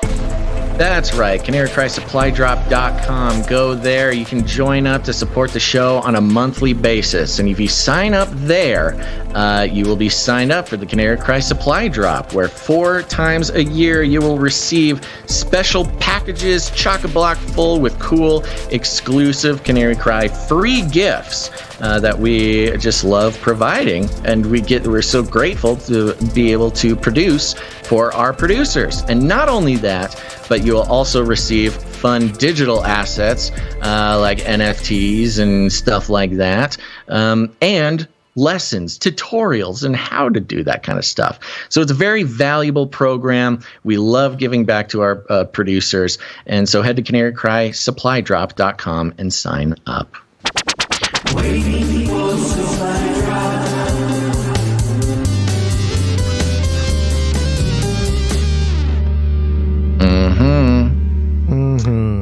All right, we got more producers to thank. That's right. I'm going to start with this one that just came in, Gonz. Okay. I want to thank producer Jonathan B. Thank you, Jonathan B. Indeed. Thank you very much, Jonathan B. Comes in for $33.33 plus fees. Illuminatus! That's right. That's right. It's a good time. And I did not see a note from Jonathan B., but I'm grateful for his producership. Thank you, Jonathan B. Next up, we have Jeremy D. Jeremy D. comes in for $33.88. Illuminatus! Which I believe is $33.33 plus fees on the LINKTREE. So thank you very much, Jeremy D. Has a note here. Love you guys. Love the show. Thanks to my bro, Kellen. What's up, Kellen? For sharing the show with me. Your deacon. Yes. He's been awoken. His cage got rattled. Yeah. Yes. Kellen rattled some cages. Your deconstruction of the egregious happenings in the world is a huge help in calming the spirit. J Ship. Ooh, cool. I should have read the nickname before. Thank you very much, J Ship. Thank you, J Ship. Next up. You good? Yeah. We got Morv. You know producer Morv is on a streak. That's right. Let's go. Coming in for 66 episodes in a row. Thank you very much, Morv, for the 1111. Has come. Execute order 66. 66. 11. You know, Jonathan, thank you very much, Morv. Jonathan B. is in the chat, and he said, oh, no, I forgot to request a jingle. Drop another rump-rattling jingle jangle. Yes, you got something to rattle Jonathan's rump laying around? Weird way to... The rump rattle playlist. Weird request there. It is coming from Basil. A beautiful piece of language. He's a poet. All right, here we go. We got a couple things here. Prove the ashes of that world! We'll build a better world! Never do Slim Jim! But as the days of Noah were, so shall also the coming of the Son of Man be. Yeah. Very good. Very good. Next up, we've got Putin22 coming in with 1111 plus fees. Putin, huh? Putin22. Just realized that he didn't. No. This is Putin. Putin 22. Oh, right. Yes. Okay, sorry. Still Russian. It's a Russian cat, though. Russian blue. Hi, guys. What day is it? Monday. I'm feline fine today. Hope you are, too. Looking forward to another great show. I've had my catnip, so I'm good to go. Meow, meow, meow. Be blessed. Puddin22. Thank you very much, Puddin22. Thank you, Puddin22. Next, we have Sir JC, Knight of the Techno Squatch. He's here. He's back. He's techno and squatchy on an 81 episode streak. 1001. Amen. That's right. It comes in with the 1001. Happy Monday, B and G. Hope all is well in your neck of the woods. Keep resupplying me with that with the info that rattles those cages. You bet, JC. Thank you very much. Thank you, Sir JC. Next up, we have LX Protocol V2. Here he is. Producer Bot is on a 9 episode streak. Oh, shoot. I just switched off. Whoopsie I'm sorry. daisies. I'm sorry. Whoopsie Here we go. daisies. Yeah, 9 episodes means LX Protocol V2 is lit, fam. Where'd you find this? Hey, you lit now. Coming in with 7s and fees, thank you. And a note that says, Gary, what day is Gary, it? what day is it? Monday.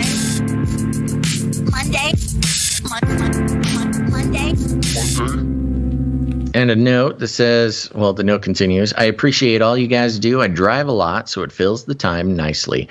A pocket full of Sleepy Joe jingles. God bless. Pay them more. That's not... Hold That's on. not Sleepy Joe. Pay them more. Keep yapping, man. I wrote the bill. They all want to share their data. And Corn Pop was a bad dude. Get vaccinated. I've ordered more pills than anyone in the world. We will hunt you down and make you pay. That's a pocket full. Thank you very much, LX Protocol V2. Thank you very much. Next up, we have Sir Scott, Knight of Truth. On a 122 episode streak. Quicker. Oh, yeah! Thank you so much. Hey, thank you so much. Pocket full of 7s. Happy Monday, everyone. Hope you all had a great weekend. Thank you, Sir Scott. Thank you, Sir Scott.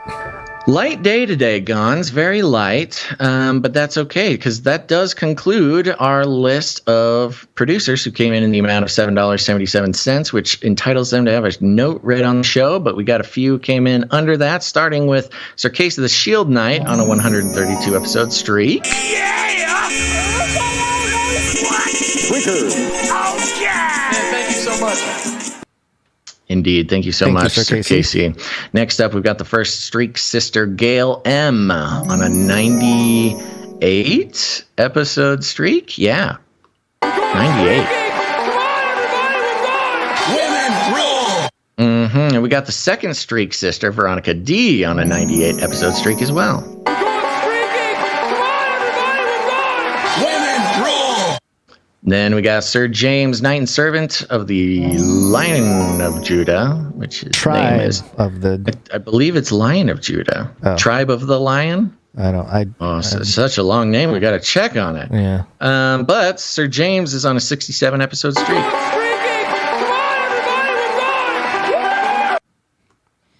Indeed. Next up, we got Runk Smash on an 11 episode streak. Then we got Jackie Yu on a 39 episode streak. Yeah, she's on a streak. Women rule. And last but not least, we got the good Doctor Who Done Dat, 68 episodes in a row. Oop, wrong one, sorry. Woo! You're keeping up. Pretty impressive. Mm-hmm. Okay, that concludes our producers who have come in and supported the show with their treasure. We appreciate it so much. Because of you, we don't need to get all mixed up in that lizard people money. And thank you so much for your patronage. Shut up and take my money. Thank you for your patronage. Thank you for your patronage. Thank you for your patronage. Mm-hmm. Please leave a message after the tone. At the tone, please record your message. Leave a message. Beep. be message. If you go to CanaryCryNewsTalk.com on the right-hand side or the bottom or somewhere, there's a green tab sticking out. Click on that. You can leave us a message. You can do literally whatever you want with it. And just know we're probably going to play it on the show. Unless you feel abused by your message, then we will not play it. Okay. But who's leaving some messages, Gonz? We're going to start off with Bubbles from Sunnyvale Trailer Park. And Bubbles. Yeah, I didn't know. I've never seen the show. I don't know much about it. But once I saw the meme, I was like, oh, this guy. I know him from the meme. I really chuckled to myself. This reminded me of Trailer Park Boys, which is started out as a Canadian independent TV show. I remember. Kind of based on it's like a mockumentary type thing, kind of like The Office or Parks and Rec or something, but it was extremely low budget. But was just so charming and well done that it got picked up and became kind of a sensation. And I think they made a movie eventually. And yes, one of the beloved characters, Bubbles, called in, left a message. It was a real honor. Hey guys, Basil and Gonz, this is Bubbles from Sunnyvale Trailer Park, and just want to call and let you guys know I'm like your biggest fan. I love the show. Me and my kitties, we listen to it 3 times a week, and really good show you guys got. Really want you guys to know too that our favorite day of the week to listen to the show is Wednesday, because me and my kitties, we really like the old Wednesday jingle, but I hear people are wanting to do away with that. Not too keen on that idea. And I really think Sam Elliott should apologize to Macho Man Randy Savage, because that's like the greatest wrestler that ever lived. And he should also remember that he who is without sin should cast the first stone. And sounds like Sam Elliott's doing a lot of stone casting there. So anyway, you guys have a good day. God bless you. Does he? I don't know the original voice, so this is I can't tell. That was pretty good. It was very good. Well, what do you mean original voice? Of course, that was him. I've never heard him before.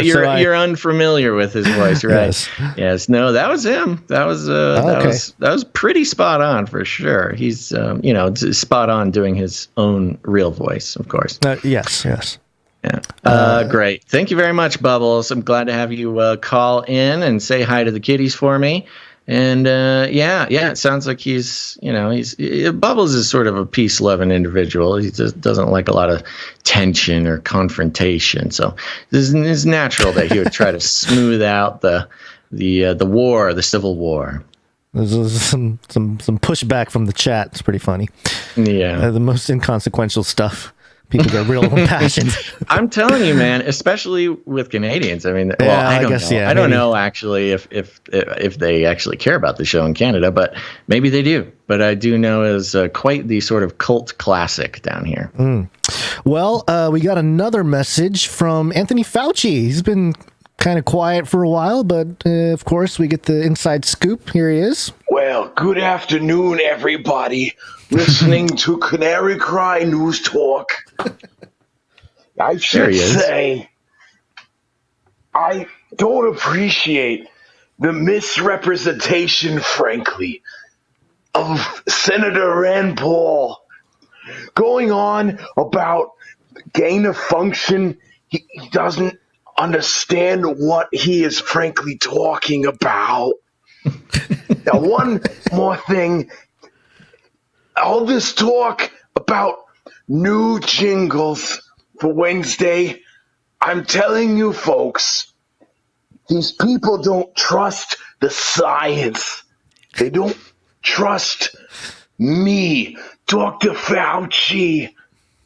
There's something in the air with the misinformation, the disinformation, and the malinformation, frankly, with people not wearing their masks and getting their droplets everywhere.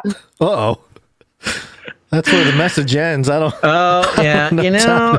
See, that's the thing. A lot of times, the celebrities or the politicians or the people that call in, it's because nobody else will listen to them. Oh, and they've been sort of kicked off. Nobody's letting Rand Paul and Dr. Fauci. That's so 2021. We don't care anymore. So nobody's listening to them. They tend to get a little sauced and then call in. Sort of the laid back nature of our voicemail system. Usually they're late at night, and they've been sort of Fauci yelling at clouds. They want someone to hear them. Yeah, he doesn't really have a whole lot else going on, so he's sort of recreating in probably any number of things, and that's why they sound a little off. That's usually why they sound a little off when they call. Thank you, Dr. Fauci, for the call. Always wonderful to hear from you. Great. We got one more from Shiloh C. Hey, Shylock here. Shylock. So many years ago, my friend told me to watch this video on YouTube, Trey Smith, about the Ark. I was asleep for many years. I watched that video, and it woke me back up to the truth of the Bible, the realness of it. Through that, YouTube suggested, hey, you might like Faces Like the Sun. So I listened to that. That was awesome. Great information. Oh, this is what's really going on in the world. Through that, I found Canary Cry Radio. Started listening to that on my podcast player from episode 1. Great show. Where's it been all my life? And then you guys started News Talk Radio. My question is, what provoked you guys to start that show? What was the genesis of that show? Because you guys provide so much information. You guys do a show every other day. I don't know how Gonz does it with a family. Basil, you're awesome too. You guys are just awesome, and I thank you for it. I thank you for all the time you guys spend on this show for us. And you know what? We also need more people to get on the audio message. Let's hear your voice. We got a lot of followers out there, right? Yeah, anyway, a good point. 10 years strong. Keep it up. I pray for your prosperity. Thank you, Shylock. Thank you very much. Yes, and a great question. Not one that we've talked about recently. We have in the past, but I think it works. Why don't I give a stab at it, Gonz? Sure. And you can tell me if I got anything wrong. Well, basically, we had been doing Canary Cry Radio for 4 years at that point, and done a lot of interviews and done a lot of very sort of specific, fringy ideas or topics and things that we had spent a lot of time on. And then a number of things. There's sort of a logistical issue as your children started, your family started growing, right? Yeah. Your family started growing. I had some changes in my life, and it just became harder and harder and harder to schedule people. Yeah, we went months without publishing anything. 2-3 months at a time. At that point, yeah, we were putting about I think at our worst, we put out 8 episodes in a year, which was pretty bad. It really slowed down. And so we were looking for a way to continue doing important stuff in the same milieu or whatever genre. And we had a deep and abiding desire to become more consistent. That was kind of the thing. Yeah. We're like, we need to be more consistent. That is the biggest problem that we're having right now. So we just kind of built the show around that. Like, what could we do that we don't need to rely on somebody else to show up? And what can we do that we don't need to, that it's not as much of a time commitment, so we could do it more regularly, that we could do on the same day at the same time every week, that kind of thing. And the show was half hour plus an extra half hour at the beginning. I think we had a paywall thing. We didn't even do the bonus episodes. The bonus, yeah. No, we started out, we're just like, okay, we're just going to do it. We're going to stay consistent. We're just going to get our act together, man.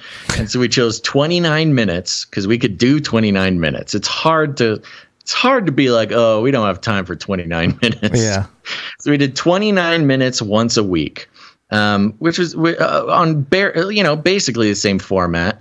Jingles came pretty quickly. We started playing jingles. We didn't have any value for value stuff at that point, but we did pretty good. And we did those 29-minute episodes every single week on the dot. And then we added bonus episodes for the Patreon people about a year or two in. And we did that for, from 16 till 2020. Yep. 4 years we did it that way. And then the pando. And then the pandemic happened, and we had a bunch more time on our hands, and then we started doing it. They're like, hey, we already do this thing where we sit at home and work, so why don't we do that more now that you and especially I remember, too, you were like, let's do it, let's go all in, and I'm like, let's charge it. Well, that's good because I've been waiting for that, I was waiting for Basil to not have anything else to do. Okay, yeah, so, sure. It was good. Oh, that's a good point. It was a life change for me, the pandemic. Very busy boy a lot of the time. But yeah, and I do like to think that if it weren't for the fact that we spent those 4 years, we were still doing interviews also. Yeah. But we were then also we had something coming out every week. And I think if we hadn't had that 4 years of training of being consistent and nailing it, I don't think we could have done this new thing. True. Yeah, there's a lot of stuff we wade through here now. And we really did sort of do what we wanted to do, which was practice consistency and take it seriously. Yeah. We did that for 4 years, and then the pandemic hit, and we were all trained up and ready to go, and we had the time and started doing it this way. So there you go. I think that's more or less the story. Yep. Can't disagree with you there. That's how it shall be written down in history. That's right. Thank you very much for the question, Shylock, and thank you everybody who left us voice messages. Remember, you can leave us a voice message as well. You heard Shylock. We need more voices. Yeah, and that's the thing. As big as the actual active community is, the inactive listeners are about 100 times that much. The passive listeners, you're saying? Yeah. I mean, that's fine. Nothing wrong with that. Most people just listen to the show and don't participate in any of the things that there are to participate in, including producing the show. But okay. So yeah, there you go. So why did I say that? Oh, yeah. When the comment about we got a bunch of followers, why don't more people leave messages? A lot of people, they're living lives. They don't want to necessarily get wrapped up in the more personal side of the show. But they're always welcome to, and I do encourage them to. A lot of valuable relationships and a lot of valuable participation. I will say, leaving messages, producing the show, creating art, becoming a producer and whatever that means to you, really will change a lot of things for you. I mean, it's, these producers feel real ownership of the show, and they do, because if it weren't for them, there would be no show. So I encourage everybody to give it a try, produce in whatever way you can, at least once, and just, let the good feels wash over you, even if you're just leaving a voice message. All right. Time to wake up. Let's wake up and then say bye to YouTubers. Wake up first. Yes, it's wake up time. Hey, yo, wake up. And time to say bye to YouTube. Okay, it's happening. Everybody stay calm. Everybody stay calm. What's the procedure? Go to Twitch, Rumble, Odyssey, Twitter, Facebook, whatever it is. You can find all those links at CanaryCry.Party as well. Too hot for YouTube. That's right, YouTube. Go to Canary Cry. YouTube. Now you see me. Now you don't. Follow. Come back, YouTube. Go to another place. All right. They're gone, which I feel bad today, especially because of our situation here. Half of our other places are not streaming. Yeah. I think Rumble's They'll figure working. it out. Yeah, Rumble's working. They'll figure it out. You know what's fun? I am very surprised. When it comes to when we cut off YouTube and those people are forced to find another place to watch, we really only lose about 40 people. There's only about 40 people who don't jump over to another thing, which I think is reasonable. I mean, we'll see. I'm looking at the numbers now. I'll keep you posted on how many we lose after this. But most YouTube viewers, live viewers rather, are finding a place. All right, let's keep going. On my Twitter here, I don't know why, but today's broadcast is just continuing from the broadcast from last Friday. So I don't know what is going on with some of this internet platform stream stuff. Is that 72-hour stream? It's just kept going? It's just still going on my Twitter account. Yeah. Anyway, okay. It's labeled. The episode title is labeled wrong and everything. Sure. Yeah, I don't know. Okay. Well, it's COVID time. It's Corona time. Corona time. COVID-19. COVID-19. COVID-19. COVID-19. Yes. COVID-19. COVID-19. Coronavirus.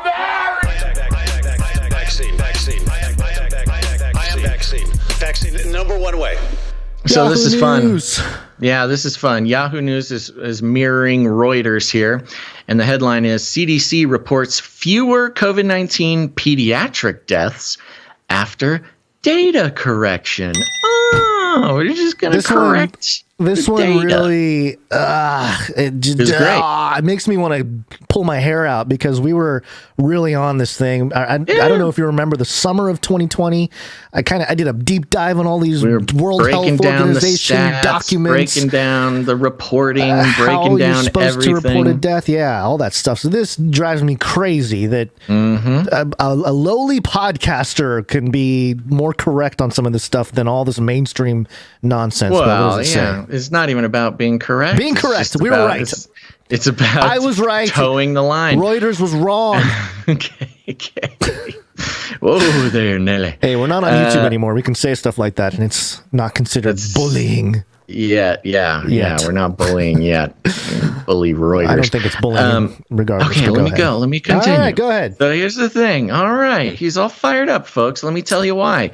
It's because the U.S. Centers for Disease Control and Prevention reported 966,575 deaths from COVID-19 on Friday after it corrected the data earlier this week, which reduced the death tallies in all age groups, including children. Oh, so not just pediatric. Not all age groups excluding children.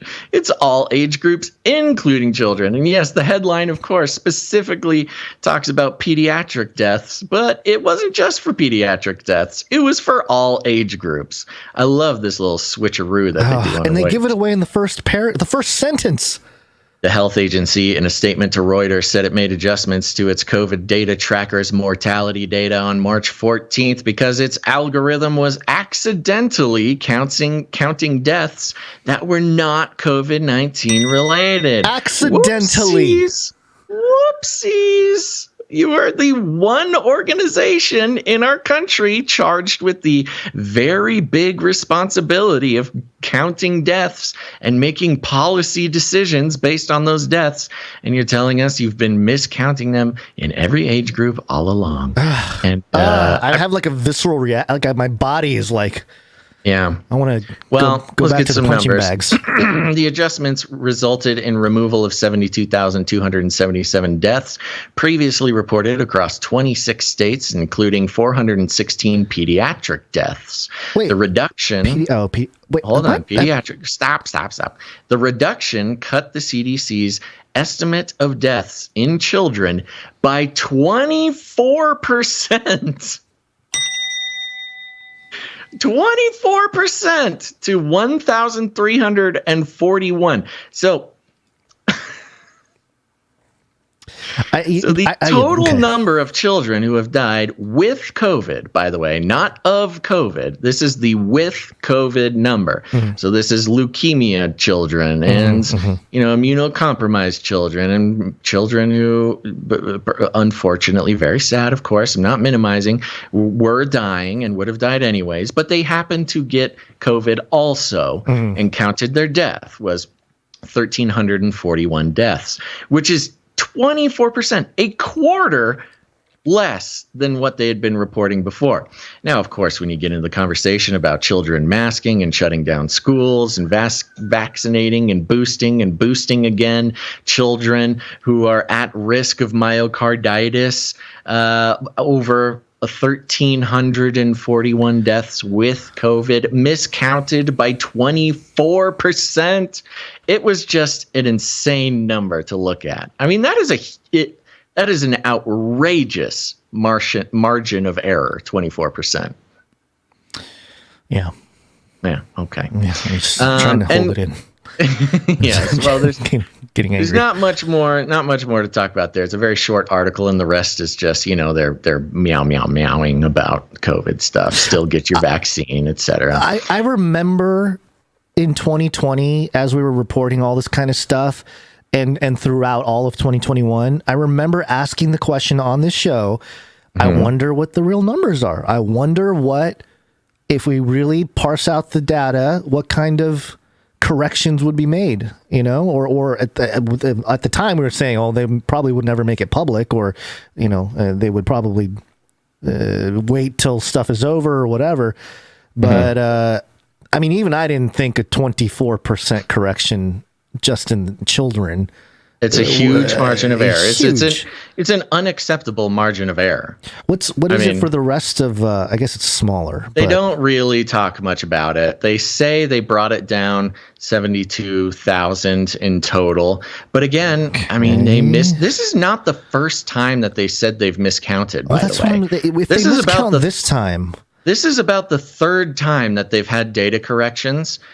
So hello, they just continue to have these faulty counts. And then when people FOIA request the data, because you have to FOIA request the data, you can't just get the data on the website. I mean, you get their report, which they run the statistics on, but to get the raw data, they're not making that available. And I think they just keep reporting these changes because they keep getting FOIA requested. And so this is about the third time that they've come out with a missed, a poor counting, said whoopsie daisies, and every single time they say they've overcounted. I mean, that's the funny part. They've overcounted every single time. Remember the articles that used to say, "Oh, it's probably undercounted because of that." All those articles. Exactly. Okay, and so it looks I think it's interesting because it was 966,575 deaths. Mm-hmm. The 72,000 would have had the deaths up over 1 million. There's also, which is an interesting threshold, which I never did actually hear reported in the mainstream. It'd be 1,038,850. The percentage. The 72,277, the percentage of that, if you add it back into the 966 number there, get it over the about million. 8%, probably. A little under 8%. So that's still a lot. If we're still talking a lot. About I mean, an 8% margin of error is an incredible margin of error on something that should be simple. I think the 1 million, I'm wondering if there was some threshold that 1 million would have activated, I don't know if some policy or some transfer of power away from the CDC or I don't know. I'm just making that up. But, it's interesting that they very specifically would choose this time to correct, and they would correct it under the threshold of 1 million. It says here children, it says children accounted for 19% of all COVID-19 cases, but less than 0.26% of cases resulting in death.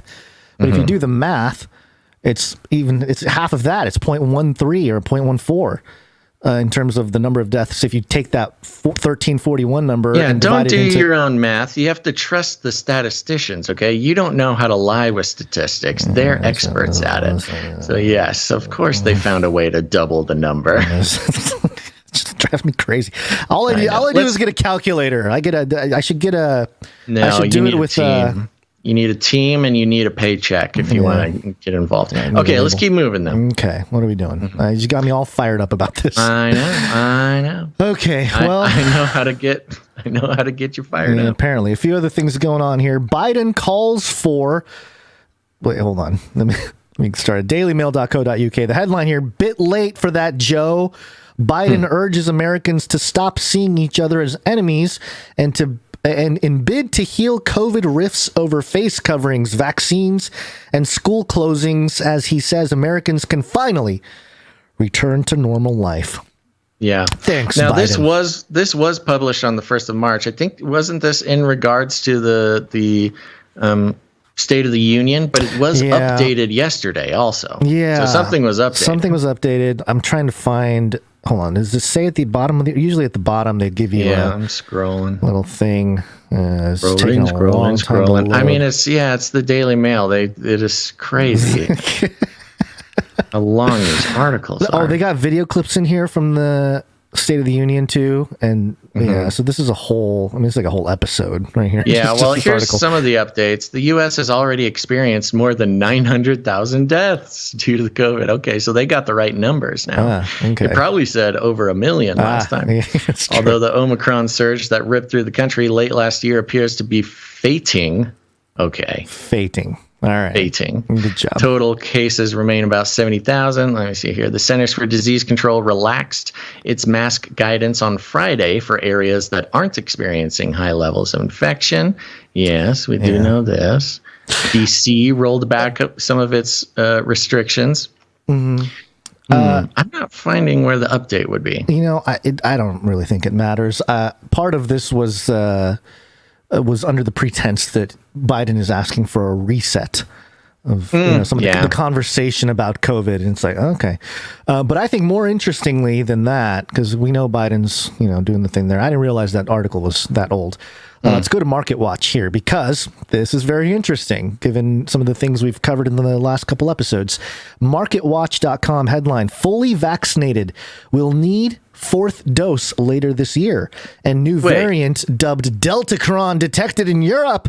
What the heck? None of that is news. When was this article put out? First published on March 14th, updated on March 19th. 19th. What? Yeah, Deltacron was like a month ago. Deltacron was a month ago, and we just got the study it's not from about the Israel. It's not about the pandemic, no, it isn't, Basil. It's not about the pandemic. Let me read the article. Because we did just get the study that the fourth dose does literally nothing. Yeah, the Jerusalem Post headline was fourth vaccine offers little protection against COVID-19 study. Yeah. But Market Watch is saying the opposite there. They're saying Market Watch. Okay. They're saying that people who are fully vaccinated will need fourth dose later this year because of a new I don't know, the Deltacron thing I think is a add-on there. But it says here fully vaccinated people will need a fourth shot later in 2022, according to the head of Pfizer Inc., who said that COVID-19 is not going to just go away in the coming years. Albert Bourla told CBS News. Albert Bourla is the CEO of Moderna. So no, it's Pfizer. Oh, yes, you're right. Right? Yeah, because I think Moderna was what was his name? No, you're right. Bourla is Pfizer. Ben Card or whatever. I forget. Steven something. Albert Bourla told CBS News anchor Margaret Brennan on Face the Nation that people are going to have to learn to live with the virus. I think we covered this stuff here. But yeah, we played the clips. Yeah. Quote, the protection that you're getting. So, okay, we don't need to read it because we know the story. But I think the bigger implication here, and they get into it, Pfizer, hold on, what happened? Come on, stuff popping up. Pfizer, PFE, negative 0.6%, is currently working to make a vaccine that will protect against all variants, including Omicron, quote, but also something that can protect for at least a year. And if we're able to achieve that, then I think it's very easy to follow and remember so that we can go back to really the way we used to live, except for the fact that you get a jab every year for COVID.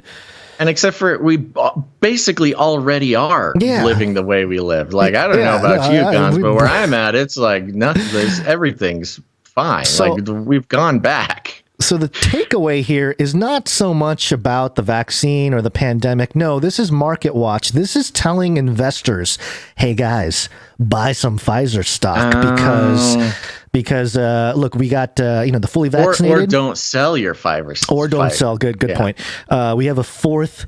They're going to need the fully vaccinated, which is like what 90% of the country, or maybe a little less. And fully, including boosted, as there's different numbers. Yeah, it's 65 is the. Oh right, it was a little number. Over half or something last time we looked at it.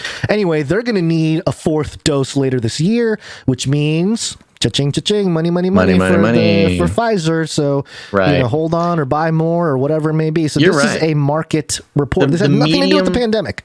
Right. The medium is the message in this. You know, when you in the context of what we do here, the media analysis and deconstruction, the fact that it is Market Watch coming out and saying, oh, fourth dose, ignoring all the science, ignoring all the studies, all the articles about how the fourth dose does nothing and everything's going back to normal.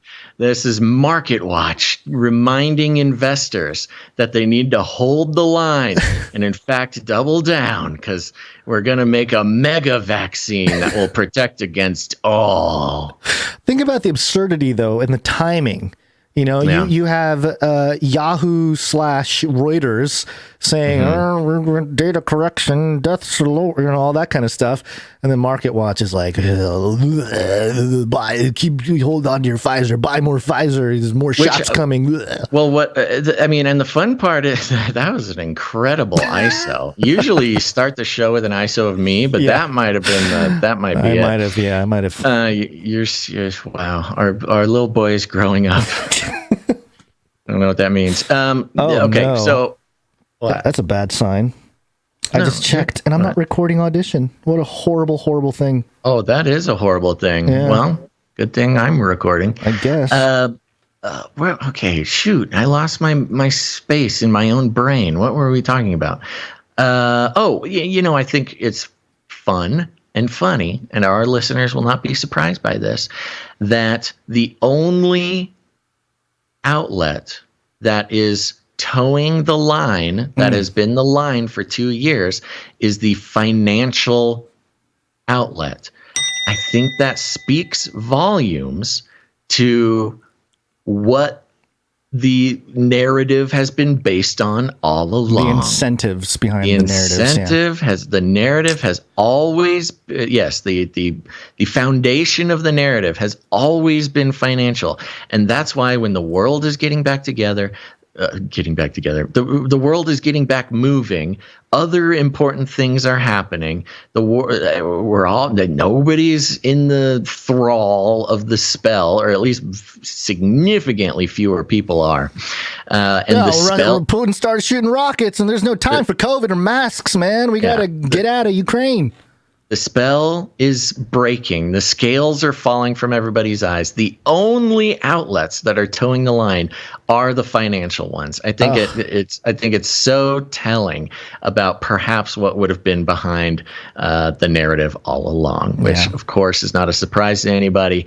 But the evidence is clear, and it is revealing itself. Accidentally, perhaps. To put a cherry on top of this segment here, real briefly, CNN headline, reassuring data suggests Johnson & Johnson vaccine may still have a role to play against COVID-19. You know what that means. Cha-ching, Johnson cha-ching, Johnson. Cha-ching. CNN might have a deal with Johnson & Johnson Brewing here for some Pfizer, or not Pfizer, some pharma ads. One last push. Oh, yeah. A big Johnson & Johnson ad J&J comeback. Yeah. It wasn't as bad as we first thought. Yeah, ignore all the science from before. Let's just do a do-over. It's a reset. It's exactly what it is. It's a reset. We spent 2 years telling you this vaccine doesn't work, but now we'll just do a little boop, rewind. Okay, just kidding. It works great. Go get more Johnson & Johnson shots. Unbelievable. Mm-hmm. I think, unfortunately, there's a fear in me that suspects that there is getting ready to be another push as soon as possible. As soon as a moment opens up in the news cycle, if Putin and Zelensky find a second to agree on something and the shooting stops, boom, there's a surge, go get the vaccine, and to lock it down again type of thing. I fear it. I really am praying that it's not the case, but we, in the lull of COVID news that we've seen for, a couple months now, where it's almost nothing to report on. We've seen in the past week or two an increase in these stories. That is, it's almost like laying a foundation or starting the buzz, preparing the way for another COVID situation. Yeah, it's been awfully quiet. If the climate change lockdowns don't work, we'll go back to a COVID lockdown. Yeah, you're right. See how the climate lockdown works. It's another experiment. They experimented with the COVID lockdown. They saw how well they could pull it off, how long they could hold it for, and then they had to let it go, so they let it go. Now they're trying the war and the climate lockdown and the lack of gas. It's your patriotic duty to stay in your home. Same message, different situation. Exactly. Same message, same method, just a different reason. Yeah. And we'll see how, the public reacts to that lockdown. And if it works, we'll do it for as long as we can. But we always know we can go back to the COVID one, and it works. Yeah. Okay. Well, there you go. Cheer us up, Gonzo. Cheer us up, buddy. I suppose we can do that with rainbows being vomited out of canaries. It's break time!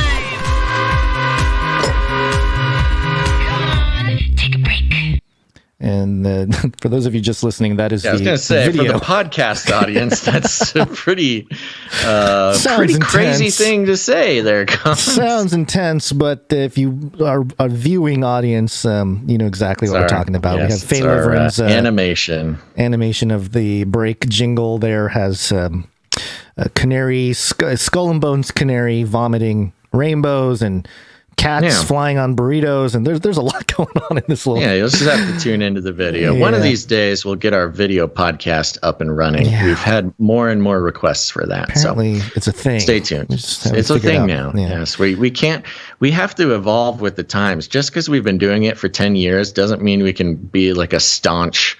Well, back in my day, podcasts were just audio. I don't know about all this video podcast nonsense. That's what TV is for. Sure. Yeah. Come on, bring us into it, Gonz. Second break. We're thanking our producers who come in with their talent. Canary Cry News Talk is a place for therapeutic reflection of our troubling world, and we encourage our listeners, producers, to process that, to express it through art, music, and we will all do it together. So that's what we're going to do here right now. And to start things off, we are going to. Do we have any? Oh, no, we don't. Okay. I thought we had some special stuff today in terms of some video stuff, but we don't have it yet. We will have some cool stuff in the future. But in the meantime, we are going to start off with some audio production. Audio production.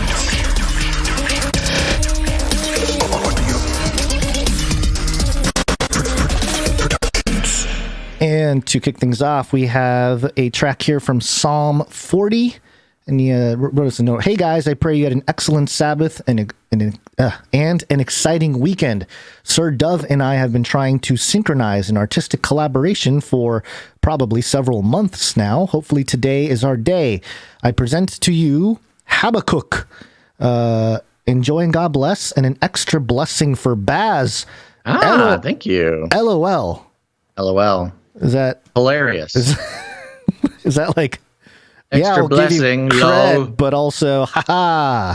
I think he's trying to soothe my wounds from last episode. All right. Well, here's a little bit of Habakkuk. Ooh. O Lord, how long shall I cry for help and you will not hear? Why must I witness these grievances? Destruction and violence are before me, and strife continues to rise. The law is paralyzed, and true justice never goes forth. The wicked have pretty good. We'll play the full Love thing. It, yeah. Oh, I forgot we weren't going to play the whole thing there. I was getting into it. Yeah. Cool. So maybe Dove tried his hand at some audio production here. Is that what I'm hearing? Sir Dove and I have been trying to synchronize an artistic collaboration for several months. Hopefully today is our day. Or maybe he's saying, maybe this is a shout out to Dove to get his act together. Maybe. I don't know. Give us more details, Psalm 40. Yeah, we're lost. Yeah. It's okay. Thank you very much, Psalm 40. Appreciate that. We also got a series of jingles here from Jonathan F. for the 10-year anniversary tracks. Yeah, these are full songs, by the way. Yeah. So each one of these is about a minute and a half, maybe a little bit more on some of them, but we'll play we'll play a little bit, and then we can put them in the mixtape. This one's intro. Takes a few seconds to get going here, but it's some clips from episode 001 of Canary Cry Radio. Obviously, his name is really not Basil.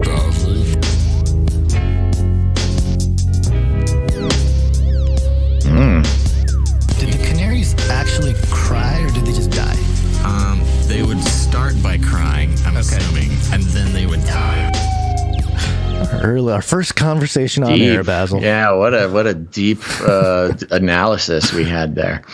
That's great. I actually did love listening back through that. It was quite the nostalgic moment, and it's funny to hear how much our voices have changed. Bro, I was way more I didn't realize I sounded like that. That is very strange. Southern California, I guess. Yeah. We got another one from. We got two more here from Jonathan F. This one is called Internet Soul Trade. Ooh. Every website you go to, as most of you will know, you're being tracked by several different companies for a lot of different purposes. And it's this great little thing that every website that I visit, it'll count every company, every piece of software that tracks where I'm going, and it tells me who it is, and it also blocks them. Kind of funny. Yeah. You know, the idea of people on the internet tracking you was like a novelty. In 2012, they were like, the crazy conspiracy theory at the time. What do you? No, that's impossible. That was a very vindicating thing. Yeah. Because, back in the day, 2012 or so, we were talking about how, hey, Facebook is tracking you. And everybody would be like, you crazy conspiracy theorist, tinfoil hat wearing lunatic. How could they just track you on the internet? It doesn't even make sense. Go back to your cabin in the woods. And I think I mentioned it on the show a couple months back, but I actually had some college friends from at the time when I was the crazy guy talking about how Facebook was going to ruin the world and is tracking our every movement. And they were the ones who were like, okay, dude, okay, whatever, man. Yeah, dude. And they called me a few months ago, and they're like, oh my gosh, dude, you were right about everything. They? Yes, wow. yes. So well, it was one, or is it like a group of them? Or like he represented the group? Yes, they did not group call me, but yes, one of them called me, and he was saying how they were talking about it the other day, that, Basil used to be the crazy guy. Turns out he was right about literally everything. Like, yeah, wow, what a wonderful phone call. Thank you. And this last one here from Jonathan F. is the teleporter. I believe this is from episode 100, so we get a little bit of that. Ah, yes. Hold on, we can turn on this. That's not the light. Don't touch that, Gonz. That's the Tesla coil. Okay, so here, switch. Lights are on. Yeah, that's just in your garage lab. That was fun. Yes, that was from episode 100. Our oh my gosh, 7 hour. Our 7 hours, but it wasn't just the length that people should listen to that for. It was our sort of podcast rock opera of time travel and teleportation and the theater of the mind, unrivaled by any other podcast, in my opinion. And this was back before there were like, not radio, but podcast dramas. Mm-hmm. This was early on in podcasting's history. There were podcast dramas. And we did a full 7 hour podcast drama. It was awesome. Yeah. Go check it out. Episode 100 of Canary Cry Radio. And thank you very much, Jonathan F., for these wonderful blasts from the pasts to celebrate our 10th year anniversary. Yep. Thank you very much. All right, let's do some art. One art, please. And am I mistaken? Do we have something from... you are mistaken. Yes, we do have one from Dame Allie. I can't seem to find it. Hold on, let me It's all the way at the top of the email there. Second email. Okay, things are refreshing here. I didn't realize this was... there it is. The old second email on the list. Okay, there we go. All right, well, we have a note. This is from... I'm sorry. Dame Allie. Here we go.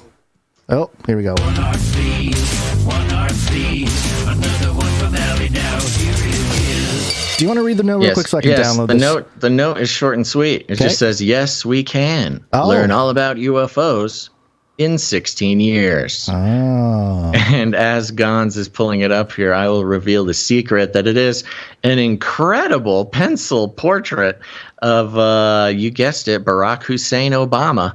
And big old smile, wonderfully depicted. The wrinkles in the cheeks, the crow's feet, the lizard eyeballs, just perfectly depicted Barack Hussein Obama.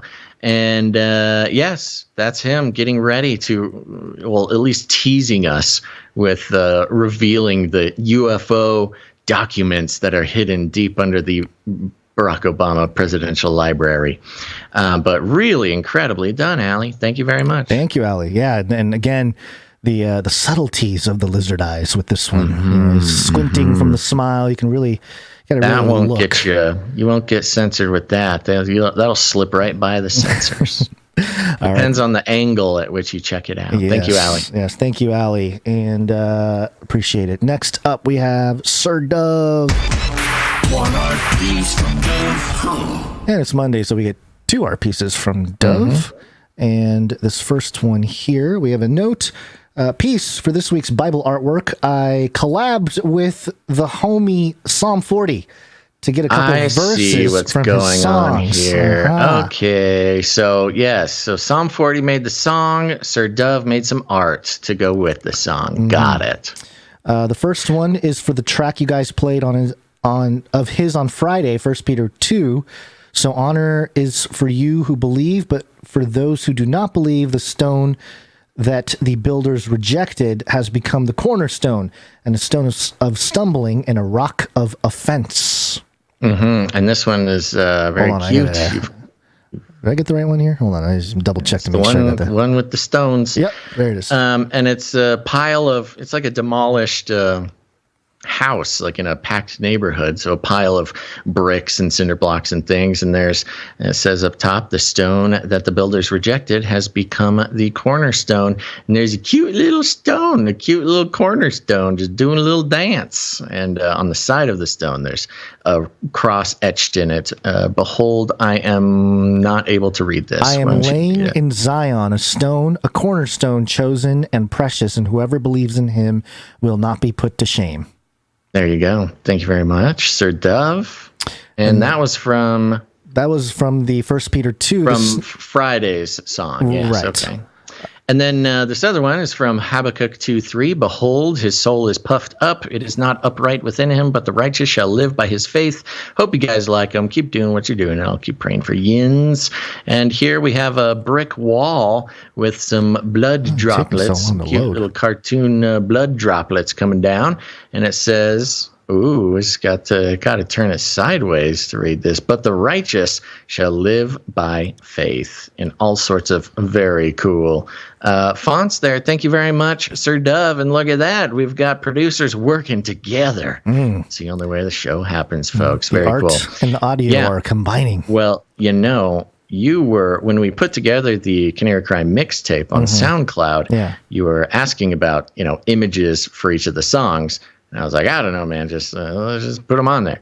But here we go. Now we got images to go on the mixtape when we upload them to the SoundCloud. Very cool. Perfect. There you go. Thank you very much, Dove. Appreciate it. And Psalm 40 for the inspiration.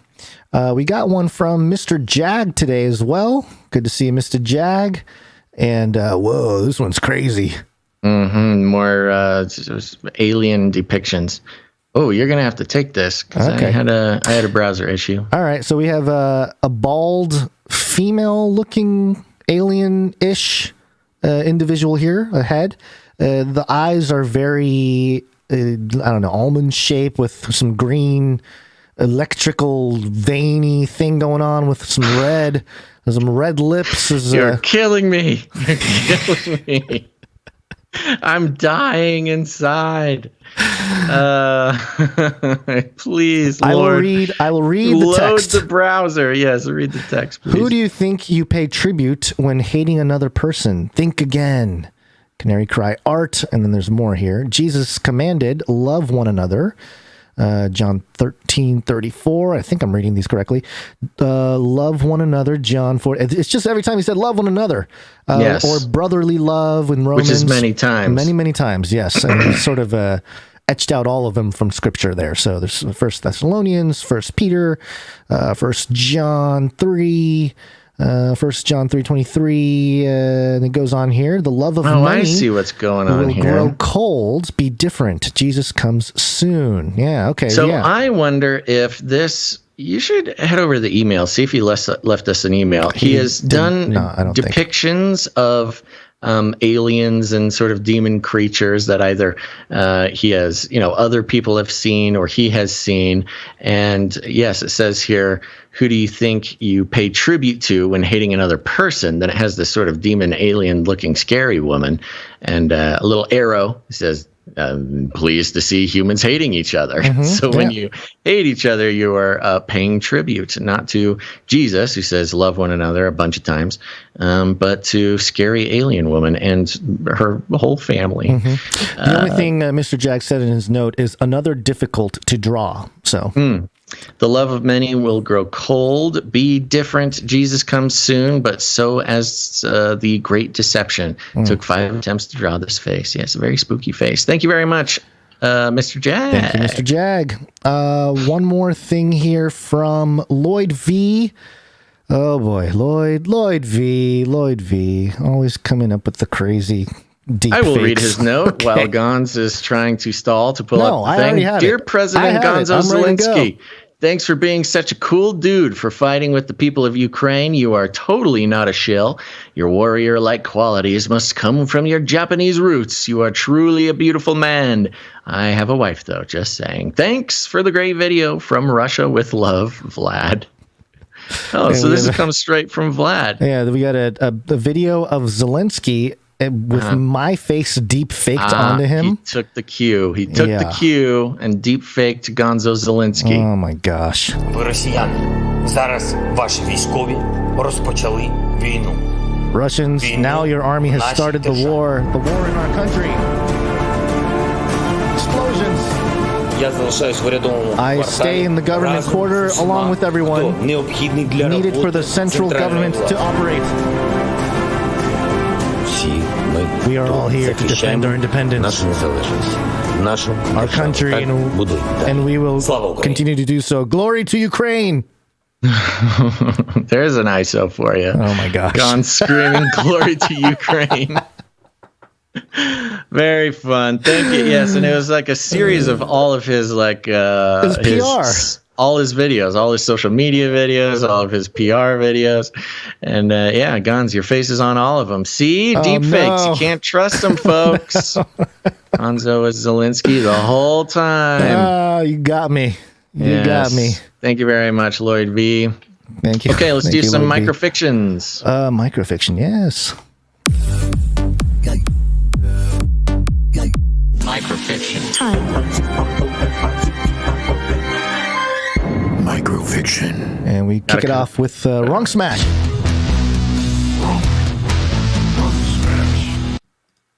You ready? 3 mech suits lie dormant in the frozen hangar, their pilots' bones still inside, when suddenly an energy wave pulses. The 2 warrior suits and the oddly suggestive one begin to fuse. From their speakers, a tinny voice crackles. Hi, I'm Clippy.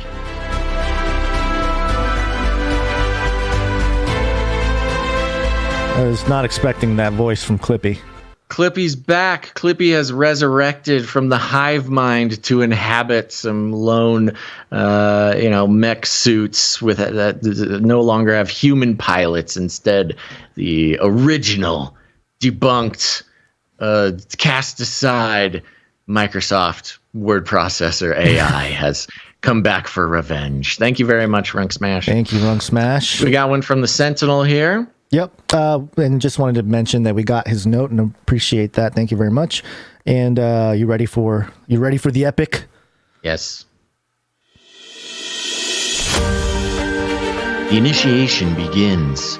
Basil stands in the middle of the rink. The Alpha Boys skate around him in concentric circles flowing opposite directions. Their chant grows louder and louder. Skatin', skatin', skatin'. Basil begins to get dizzy. His vision is blurring. From the innermost circle, Johnny Cale approaches him. He grabs Basil's shoulders as he squares off in front of him. You are our enemy. We cannot stand the light inside you, but now the light dims. There is only one thing left to do to become an Alpha Boy. Are you ready? With head bowed in shame, Basil says, I pledge myself to your teachings. Johnny Cale smiles and says, good, good. A powerful Alpha Boy you will become. Bring out the saltine crackers!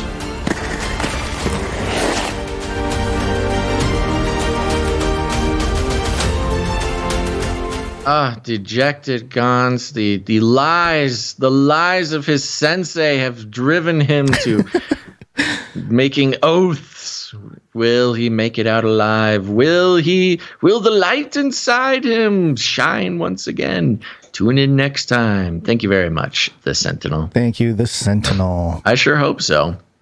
Yeah, it'll be interesting to watch how this all plays out. Basil does love saltine crackers. True. Okay, that concludes all of our creative producers for today's show. Thank you all for participating in the Value for Value model in all of the wonderful ways that you do.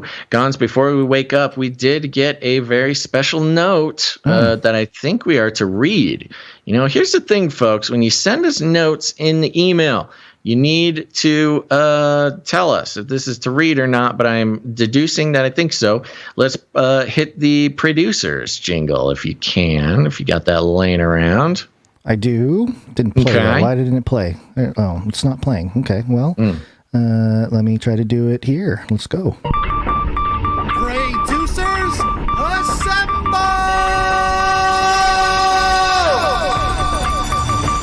This was an email that came in from Sir Salmon's Night of the Fishes. Subject is Producers for a Praise. Okay, we've got a praise report, and the email reads as this. I want to let everyone know my wife's and my joy, and praise the Lord for his protection over our family. At 5:14 p.m. Eastern Standard Time, our baby girl Miriam was born safe and sound. Mom and baby. Hallelujah. Mom and baby are doing well, and we are so thankful for all the Canarians who were praying for us. Continue to pray for us as we learn this parenting thing. Many blessings from all three fishes. Wow, wow, wow. We got another little chick hatching. Very exciting. Thank you, Sir Salmon's Night of the Fishes, for keeping us posted. Thank you to the producers, of course, for praying for Sir Salmon's and family. And yeah, it's very exciting. What is this, third or fourth Canary Cry baby in like a year? Something like that. But who's counting? It's at least third. I think it's maybe fourth, perhaps even fifth. Wow. Well, congratulations to the Salmons. Very exciting, and love to hear it. Very good. Yeah, congratulations. Mm-hmm. All right. Okay. The army is growing. The Samurai Baby Army is growing. Yeah, all right. Let's wake up. Get back to the show. Yes, it's wake up time. Hey, yo, wake up. We're doing some alien talk, right? Yeah, sure. Yeah. That's what the thing says right in front of us. Yeah. Aliens. Well, let's wrong mouse. Yeah, I have two mouses. What are you going to do about it? Dual wielding. This is from the times.co.uk, but it's really to talk about another story. This is sort of a peripheral thing, but it'll take us to the story I wanted to cover. Russian cosmonauts arrive at ISS and colors of Ukraine flag. Yeah. So, this is some... I wonder if they did this to not have an issue. They're like, well, we don't really want to get into a scuffle up in the International Space Station, so let's just go with the team colors of the people we're meeting up with. But do they give their excuse in this one? Because they had an excuse. Maybe they were reprimanded. They were reprimanded by Putin for wearing Ukrainian colors. Yeah, and one of the spokespeople for the cosmonauts said, "Oh no, it's not to support Ukraine. It's just we just happen to have some extra yellow cloth." Yeah, it says he joked. He joked that there was a lot of yellow material accumulated at the warehouse. Yes, so they had some extra cloth, the extra yellow. They just happened to put it together. Yeah, no, we're not supporting Ukraine or anything. No, I think it's pretty funny. Those cosmonauts, very globally minded. Mm-hmm.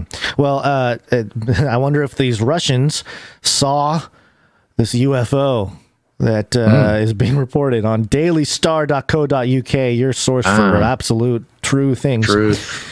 Headline, UFO expert claims to have spotted 200-meter giant green alien floating past the ISS. This is crazy. There's a picture of it. So he wasn't in there. He was just looking at the ISS. I think he was looking at the live feed from the ISS, and something cruised by that has this weird cartoony pixelated glitchy face here. It's a really bad picture, that's for sure. Pareidolia in effect. UFO experts, a UFO expert has claimed to have seen a massive 200-meter alien floating past the International Space Station on the craft's live stream. Scott Waring, who runs the site UFOsightingsdaily.com, said he copped the mysterious mass while watching the station like he normally does. What happened next, however, was a first, as Mr. Waring said he has, quote, never seen this in my 15 years of watching the space station cam. The UFO fanatic wrote on his site, quote, now check out this. Just when I thought I've seen everything, a giant green alien figure floats past the International Space Station live cam. Yes, you heard me right, a giant green figure with a head that has two round eyes, a small nose, and a big grin smile, and a large neck and chin. It also has 2 ears. Not a saucer. No. It's a full-on space. Yes, a vacuum inhabitor. Space face.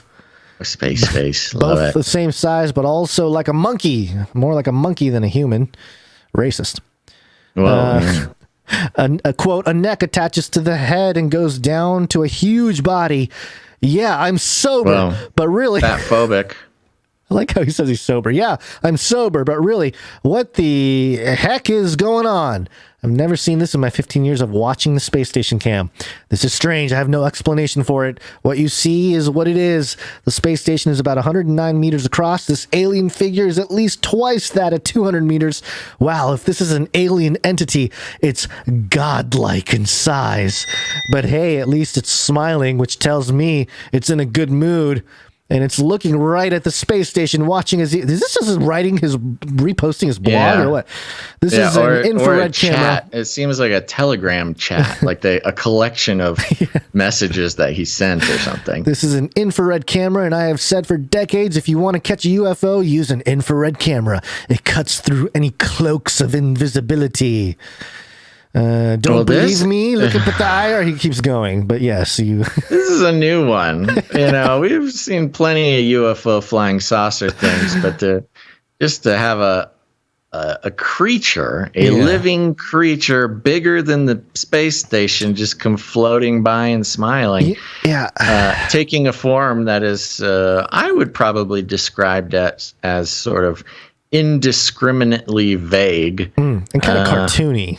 Very cartoony. You know what this is?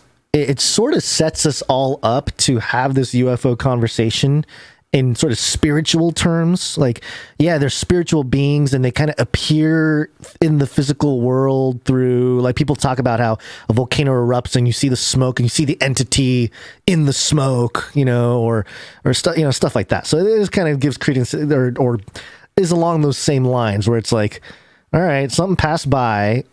You can say there's something there, and if there is, then whatever, but more so this idea that these entities that are sort of supernatural can take form in whatever way in our world, So, right.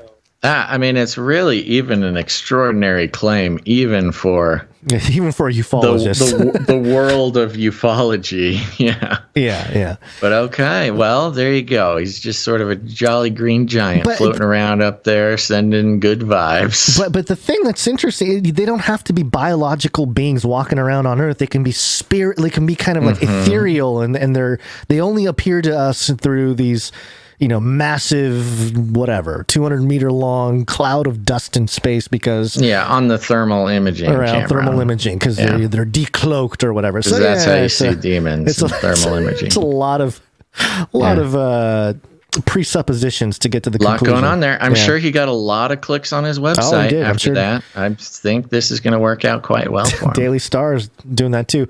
And, just keep in mind too, I came across an article that, I just left in the additional stories, but I think we covered it a few months ago back in December of 2021. But NASA hired a bunch of priests, to help explain the alien thing. Do you remember that? Yeah. I don't know. Just weird stuff. Just a reminder. Laying the foundation continues. Laying the foundation. That's right. And don't forget the cornerstone. All connects to the melting ice in Antarctica. It's cold, Basil. It's cold. Antarctica, go burn. It's a snowstorm. Antarctica. Ice scientists are penguins. Antarctica, they're opening the abyss. Right. They need to point those thermal imaging cameras at Antarctica, see what sort of giant invisibility cloaked Nephilim penguins are walking around. Yeah. This is coming from news.com.au. The headline, scientists stunned by unthinkable temperature surge in Arctic, Antarctica. Oh, both. Unthinkable. The poles are heating up. An alarming heat wave is taking place simultaneously in the Arctic and Antarctic, a development described as unthinkable by scientists. I wish that would happen where I am, because it's still freezing. Records have been shattered in parts of Antarctica with the temperature more than 40 degrees Celsius warmer than average. Meanwhile, in parts of the Arctic, the mercury shot up more than 30 degrees Celsius higher than normal. On March 19th, the Concordia weather station in Antarctica was at negative 12.2 degrees Celsius, about 40 Celsius above average. Negative 12 is 40 above average. That's crazy. Climatologist Maximiliano Herrera reported the heat wave has stunned scientists. Quote, they are opposite seasons. You don't see the North and the South Pole melting at the same time. Both melting, yeah. National Snow and Ice Data Center scientist Walt Meyer told NBC, it's pretty stunning. Polar researcher Jonathan Weil told the Washington Post, quote, this event is completely unprecedented and upended our expectations about the Antarctic climate system. Researcher Stefano Di Battista wrote on Twitter, quote, Antarctic climatology has been rewritten. Wow. He described the temperature surge as impossible and unthinkable. Wow. The freakish heat is believed to be a random weather event. That says definitely not random. Random weather event. Interesting that they're not saying, listen to this. It has not been linked to climate change, according to meteorologist Matthew Lizzara and Dr. Meyer. But if the event is repeated, it would be a major concern and could be an indicator of climate change.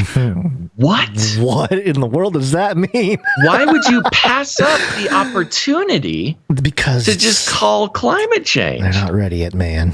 Unless there was a reason, an explainable reason, easy enough that initiated climate change people are going to be able to find. Perhaps man-made, perhaps.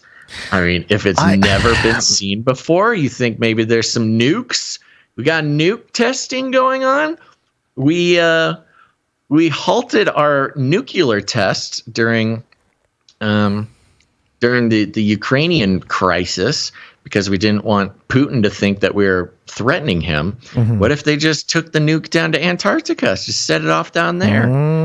40 degrees Celsius is, I mean, I actually believe how stunned these scientists are. I don't think they're faking this.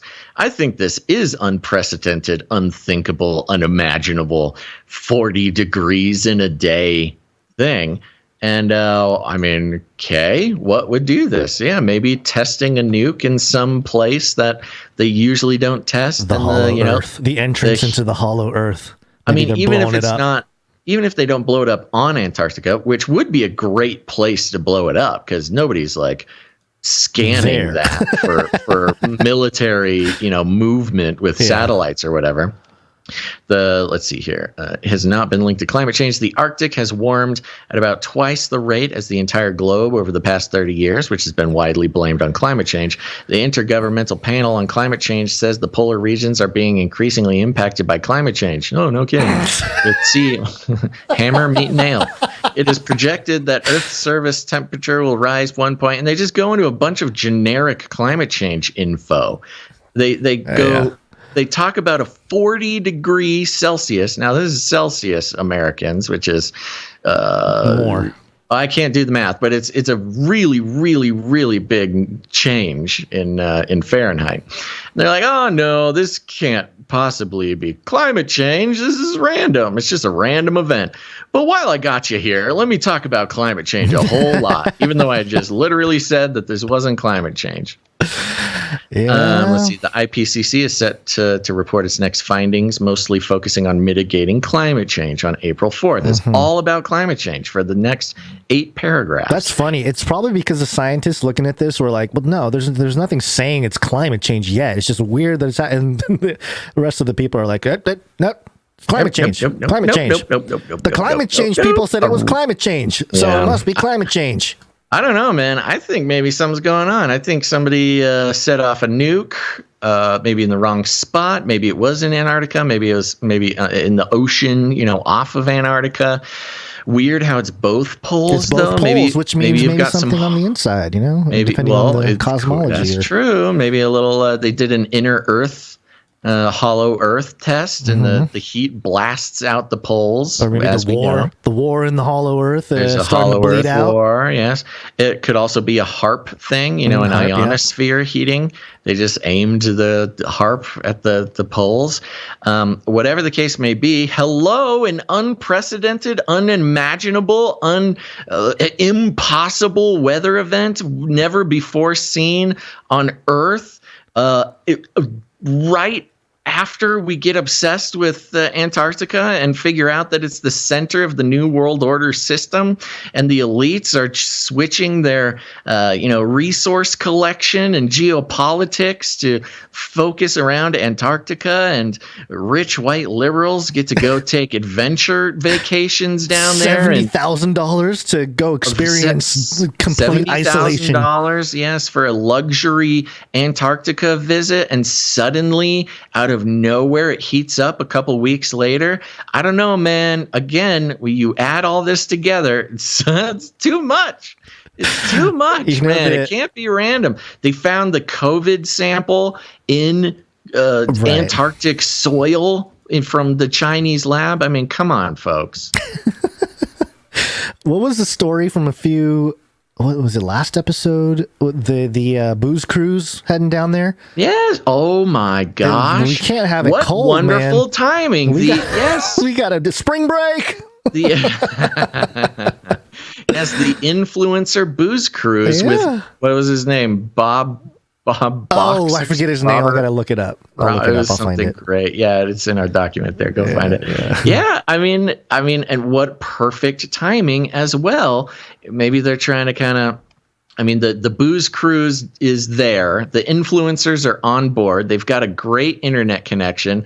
And while they're doing that the most unthinkable, unimaginable, surprising weather event to ever happen in the history of Antarctica happens in the moment, the one span of time that there's a cruise ship filled with internet influencers with perfect internet access.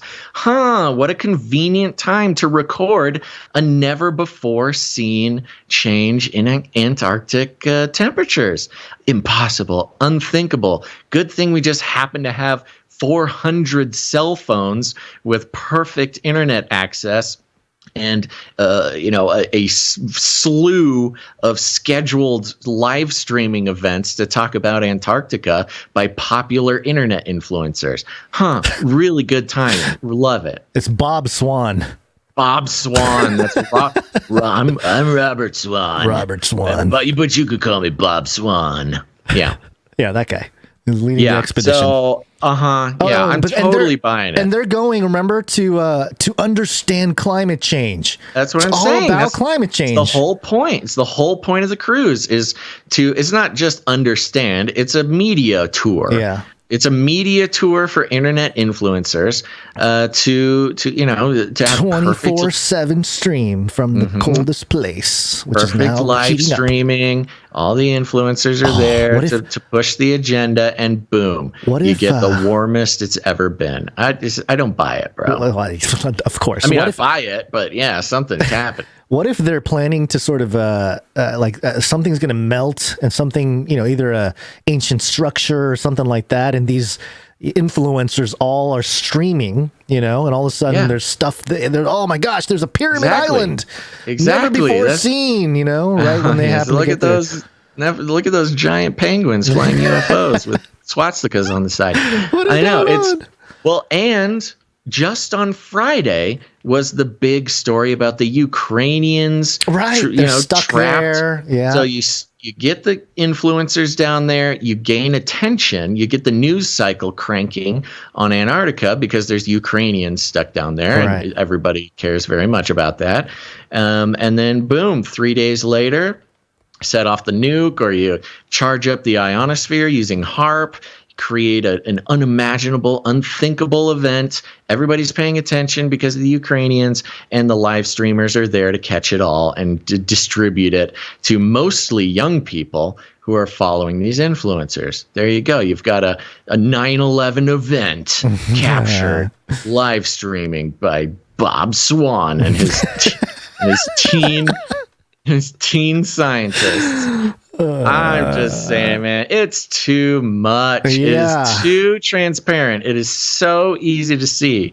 So I don't know. I'm not necessarily expecting something, I guess, but how can we not? I mean, this is it, man. Yeah, this is crazy. I mean, The Guardian also is right as we're talking about climate change lockdowns. Yes, that's what I'm saying, man. That's the 9/11 of climate change lockdowns. Yeah, that's the emergency event caught on camera, live streamed, hooked into the World War III Ukrainian attention. Booyah! It happens. Climate change lockdowns. Everybody stay in your house. Yep. Or you're gonna kill these Ukrainians. You're no better than Putin. Yeah. You're a bad person. Let me tie things up here because, for those of you who have been listening from the beginning. What if the alien the guy saw wasn't an alien? Maybe it was like a mushroom cloud flying up into space or something. The entity who came down and... Yeah, maybe the entity was like a meteorite and there's a meteorite strike and, some big explosion or something.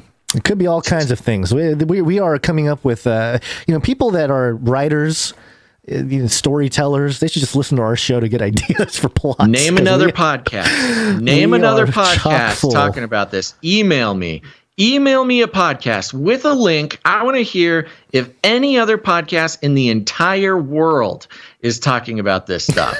I'm sure there's somebody out there. I sound I'm just saying, I sound indignant. Our people would be the people who would tune into those other podcasts. I want to know. I don't think there's a single other podcast putting this together. But if there is, I'm willing to be wrong, but I want a link. Email us a link. Yeah, so we can combine forces. It's not so much for competition. Yeah, exactly. Although, because they're the smartest people in the world, and I want to meet them. So remember earlier I talked about the International Year of Sustainable Travel? Well, this is thetravel.com, and the headline is Antarctica, who claims what and what no one claims. And I wanted to bring this to you because it has a little graphic here. Let me just read a couple things and I'll show the graphic. Antarctica is the world's southernmost continent and is the planet's most inhospitable. Good.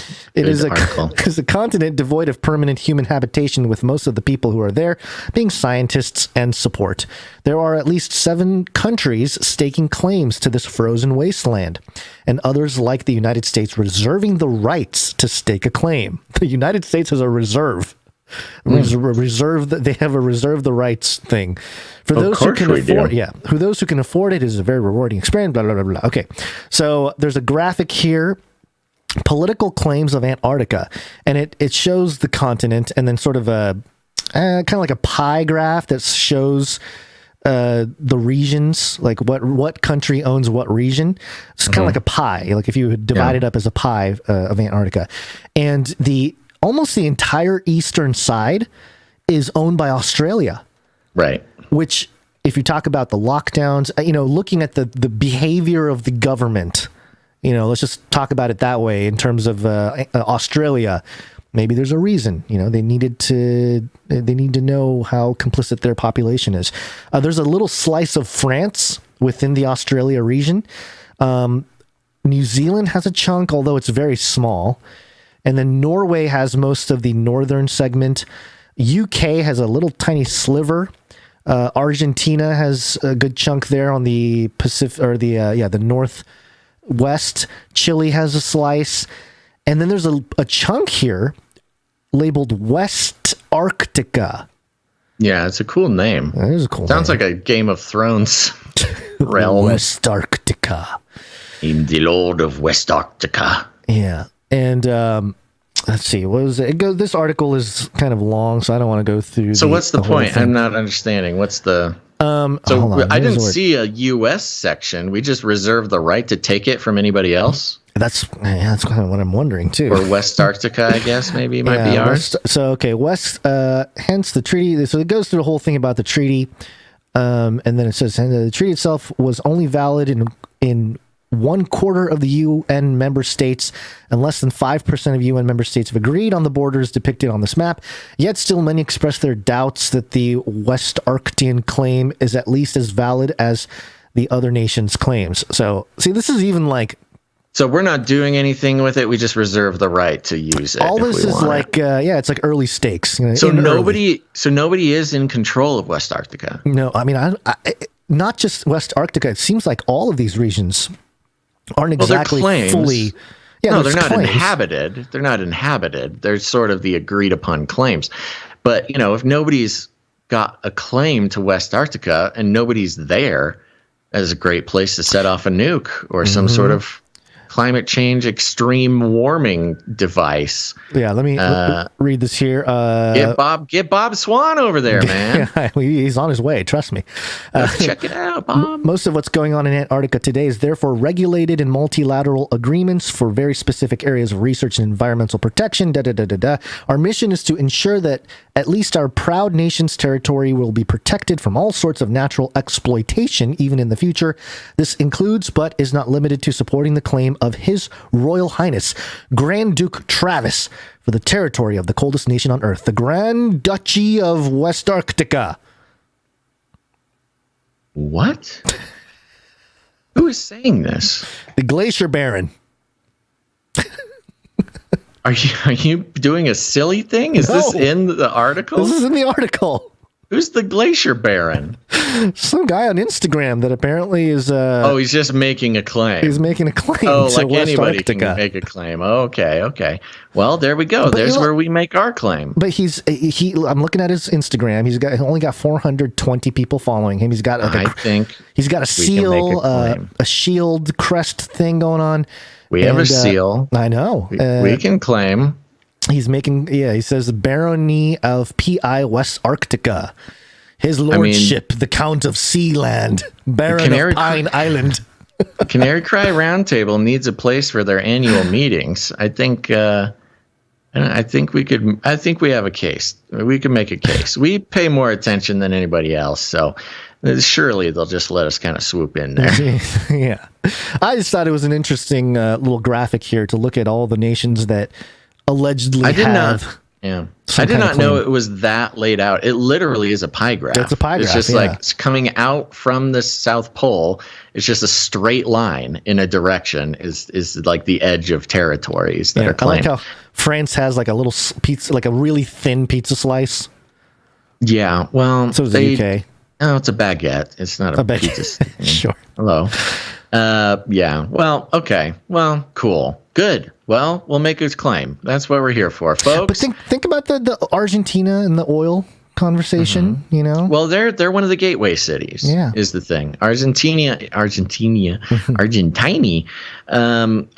has the what is it called? I forget what it's called. They have one of the closest land I don't know. Ports, yeah. One of the closest. Their actual country is closer to Antarctica than anybody else, I think. Right.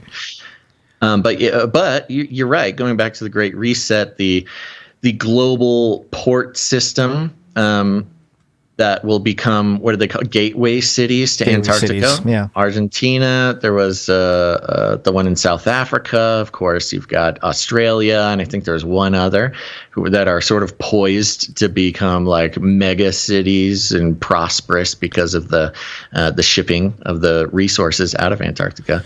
And they seem to be the ones who get the claim. You know, it's all coming together. I wonder how much of the resources to build Africa will be extracted from Antarctica. I don't even know what. Depends how involved China is, I imagine. Yeah, I imagine, yeah. And China doesn't seem to have a stake in Antarctica, at least in this graphic. But through Australia. They don't. We read about that. Yeah, we read that Australia. China was poaching Antarctic seabed resources, encroaching on Australia's turf. That's some of the tensions between Australia and China right now. Okay, we got to get out of here. Right, there was one last thing. I put a little link. Yes, I see there. that. Yeah, click on that. It's 40 seconds. This is trending on Twitter and blowing up. So we got to end the show with this and take it from there. Okay, give me a second so I can load it here. It looks like a Biden clip. Yeah, he was live earlier. Okay, here we go. Biden, what do you have to say to us? Oh, let me start this clip over. Not just the world economy, in the world. It occurs every 3 or 4 generations. As one of the top military people said to me in a secure meeting the other day, 60 million people died between 1900 and 1946. And since then, we established a liberal world order, and that hadn't happened in a long while. A lot of people dying, but nowhere near the chaos. And now is a time when things are shifting. There's going to be a new world order out there, and we've got to lead it, and we've got to unite the rest of the free world in doing it. So anyway, we are... Okay. There you go. New world order. We got to lead it. That's it. Nothing to say. It speaks for itself. Ow! Thanks, everybody, for listening to this episode. The microphone just hit your face. Canary Cry News Russian hackers. We're going to be back. Yeah, Putin just Putin's me in the face. We're going to be back on Wednesday, the 23rd of March. So make sure to tune back in, and you're going to love it. We got a couple people to thank here, and we want to thank them emphatically. These are some producers that are very important to us. So let's start out by thanking our Clippies.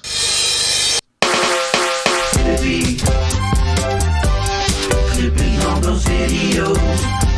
Thanks. That's right. They clip the show. They clip every show for the Canary Cry Clips channel on YouTube and Odyssey. And we thank them very much for this. Make sure to check out the Canary Cry Clips channel and share those clips. It's a great way to share the information without, sort of forcing your friends and family to suffer through the rest of the show. We've got producer Emsworth, Faye Liverin, and Epsilon. You guys are the best. Thank you very much. Next up, we've got the Timestampers. Timestamp, it's hard work. That's right. Thank you to our timestampers or all of the timestampers, but specifically Christine C.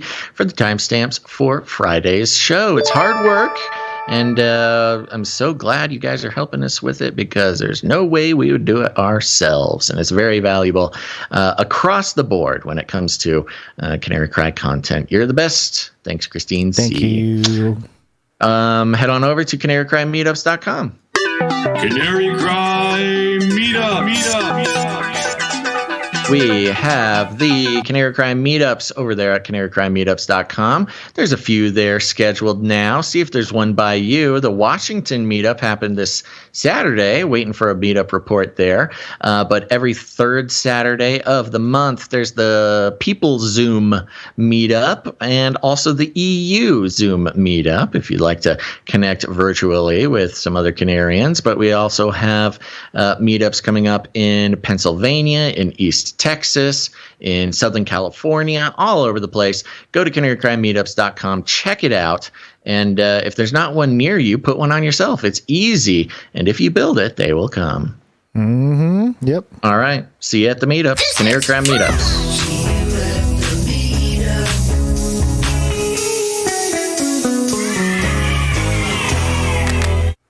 .com. Remember to leave ratings and reviews. You can leave ratings and reviews on Apple Podcasts. That's the cool place to do it. Most people listen to this show on Apple Podcasts, and that's a wonderful place to leave ratings and reviews. And if you have not left us one, what are you waiting for? People whose names start with F. That's right. I'm calling you out, Frank and Francis and Franny and I don't know why I can't think of any other F names that don't have an R coming next, but Fandango.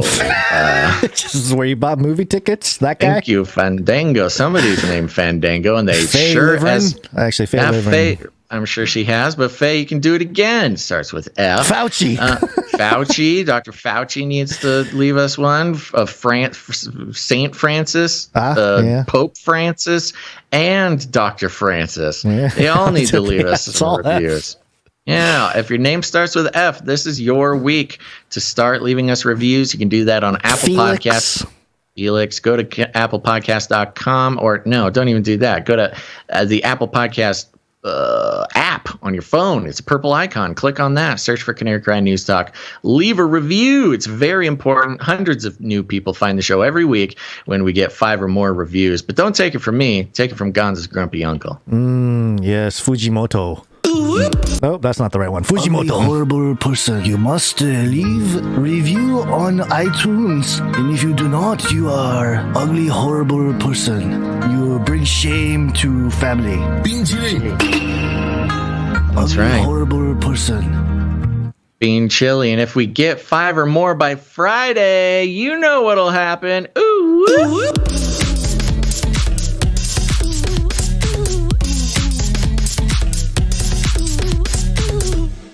That's right. Also, check us out on social media. Follow us everywhere.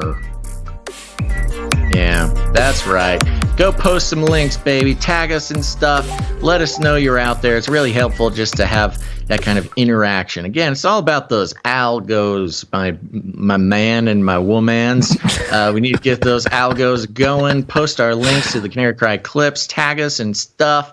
Tell your friends, and I will be excited to thank you on the show. Next show. Still haven't done the aggregator. Getting on it. Okay, I got a lot of things to worry about, folks, but that is one of them. Also, hey, here's the thing. Thank you very much to our producers who produced this episode of Canary Cry News Talk. We could not do it without you. It's the only way that we can do this show without being under the thumb of the corporate lizard people that want to use us for our access to your minds. That's right. They want us to sell your attention and your eyeballs and your ear holes and your trust that you put in us for our own personal gain. And we're not going to do it. You're not a commodity. You're a human being with thoughts and feelings and loves and desires. And that's not ours to sell. So if you believe in the value for value model, if you believe that independent media should be independent, not just from a boss, but from the global theology, the spiritual principalities and powers that rule the information streams of this world. The only way to get out of that is, A, we could either become independently wealthy, win the lottery or something. That would make it easy. Or we need the value for value model. If you get any value out of what we do, become a producer in whatever way you can. But if you want to become a financial producer, head on over to CanaryCryRadio.com/support. Oh, was not ready for that one. CanaryCryRadio.com/support. That's right. You can produce episode 462. It's very important. We can't do it without you. But thank you to our producers of this episode, including executive producer Juan A., as well as Jonathan B., J Ship, Moore, Puddin22, Sir JC, Night of the Techno Squatch, Alex Protocol V2, Sir Scott, Knight of Truth, Sir Casey the Shield Knight, Gail M., Veronica D., Sir James, Knight and Servant of the Lion of Judah, Runk Smash, Jackie U, and Doctor Who Done Dat. It was a short list, but a beautiful list. Thank you guys very much. And do it. Take some ownership. Take some responsibility for your own media future. That's what the producership is all about. And there you go. Yeah, I already told you where to do that. Do it. But if producing the show financially is not in the cards, we get it. Third week of the month is always difficult. You can produce the show with your time or your talents. You can sign up. If you go to CanaryCryRadio.com/support, scroll all the way to the bottom. There's a little form. You can fill out that form. Let us know a little bit about yourself. What's your skills, your interests, what you want to learn, how you think you can participate in the ever-broadening scope of what we do around here. We're no longer just a podcast. We're much, much more. And that's because of our producers who get involved. And it's very rewarding. And especially if you're in between jobs, you don't want a gap in your resume where a lot of people, hey, you get it. If you're a resume jockey, you get it. If there's a gap in your resume, that could cause a lot of trouble trying to find a job. But getting involved here, it's a good way to fill that space, and we'll be happy to vouch for you. And you can learn a new skill. You want to learn some AI? Come on, baby. Let's get it going. That'll help you get a job somewhere. Yeah, do that.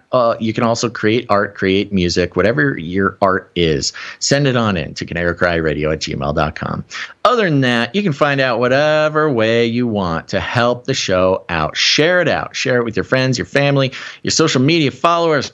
But if you want to get more creative, you can. I'm not going to stop you. In fact, I want to equip you with the needs. I don't know what the needs are. Hopefully it's not money, because we don't got a lot of that. But I'll call the producers. I'll call them right now. If you want to head on down to Antarctica, get ahead of the flotilla of drunk influencers who are just waiting to propagate whatever propaganda is involved in the superheating moment of Antarctica. You can get there first. You can find it out. Head to ground zero, baby.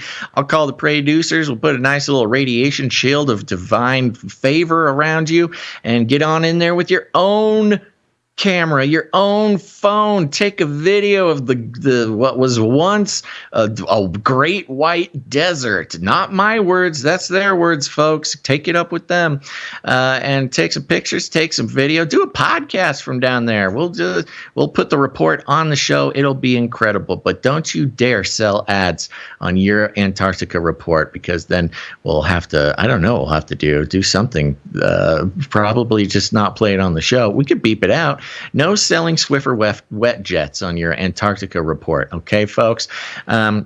But other than that, we could track down a super yacht for you. I know that I know where they're keeping them nowadays. They're in the impound over there in Italy and other places in Europe. There's super yachts just laying around waiting for a scientific journey to the Antarctic. I'm sure a Russian oligarch could make that case and let you borrow it, get it out of impound there for you. And while you're at it, go ahead, start the Canary Cry cruise and take us all with you, baby. Robert Swan's got nothing on us, and it's going to be a good time. If you have any other questions, we call it rattling cages, and here's what you do. You walk right up to him, grab him by the cage, and then you shake it. The end of the world occurred pretty much as we had predicted. I want to shake things up, stir up some controversy, rattle a few Cajun. Hey, stop that! You'll never silence me. I'm the last angry man, a crusader for the little guy. Leave the bird alone. Never. Rattle a few cages. Rattle a few cages. The human race will have every opportunity to improve. And if they don't? Ask Noah. That's right. Just ask Noah. Gonz, do you have any of, what are they called, last words? No. Thank you for checking out another episode, and no ASMR today. I was going to say, I do have some last words, and that is a heartfelt apology to everybody who stuck through the end of the show last episode. We did not plan on going into a full ASMR situation. It's just what Spirit led, and we didn't get any complaints, but I imagine it's because those who would complain are now perished and they've gone to heaven. We did get a complaint from Joe Biden. We will hunt you down to make you pay. Oh, he's coming for us, folks. So make sure to produce the show. It's our only way. It's our only way out. Only way out. All right. Thanks for listening to this episode of Canary Cry News Talk. Make sure to tune in next time. But until then, think outside the cage.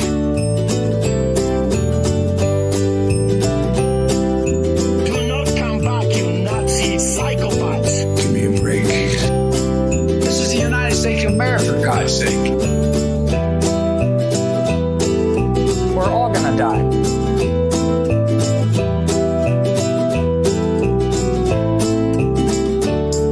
Remember, reality is an illusion. The universe is a hologram. Buy gold. Buy! Cosmos children in the space lane. I'm an adult in a spaceship.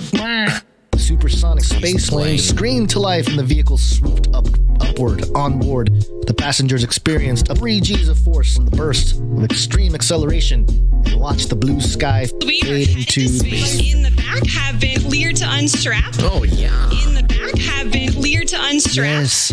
Do it, Richard. Do it, Jeff. Do it for humanity. To all you kids down there, I was once a child with a dream. Now I'm an adult in a spaceship.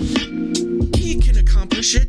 You can too. Big windows, cool. Rocket ship, cool. Space plane, cool. Nukes, cool. Blowing stuff up, cool. Space plane, astronaut, rocket ship. Previous anchor. We have Basil. He's a human. Just look at him. Go to the bathroom in bags. He can go to the bathroom in the cosmos. It changed everything. Wives in space, children in the cosmos. With your best friend brother. Wives in the cosmos, children in the space lane. We are headed to space. O Lord, how long shall I cry for help and you will not hear? Why must I witness these grievances? Destruction and violence are before me, and strife continues to rise. The law is paralyzed, and true justice never goes forth. The wicked have surrounded the righteous, and their justice is perverted.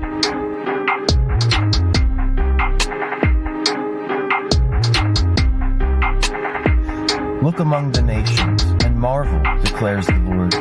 I am doing a work in your day that you would not believe even if told.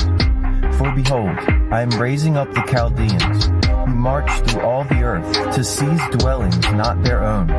They are dreaded and fearsome. Dignity has no place in them. They are lawless men, whose own might is their God.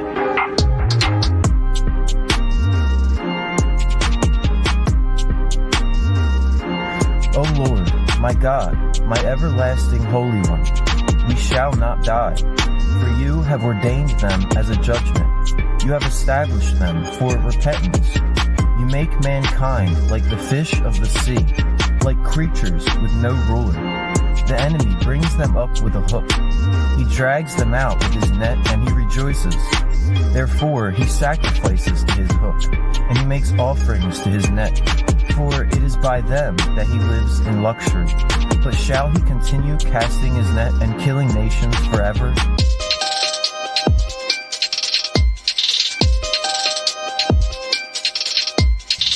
The Lord says, still, the prophecy awaits its appointed time.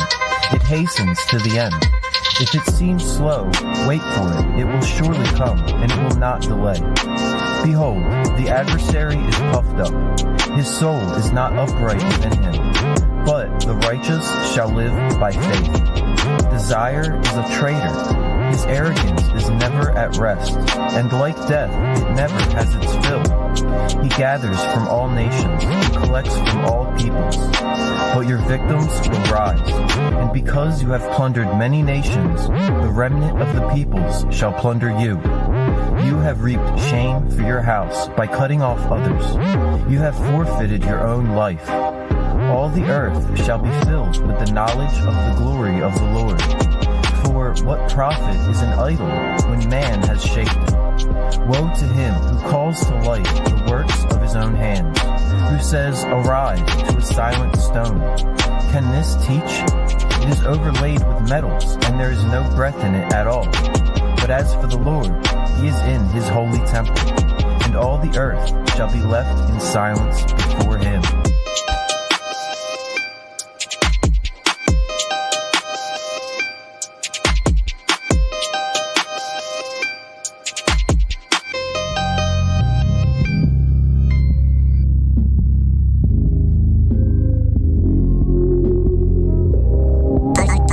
Obviously, his name is really not Basil.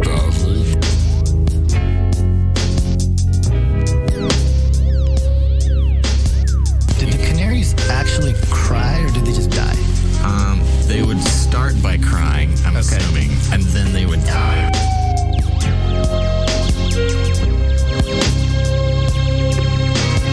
It's a cry of help, of asphyxiation by all sorts of geological chemicals.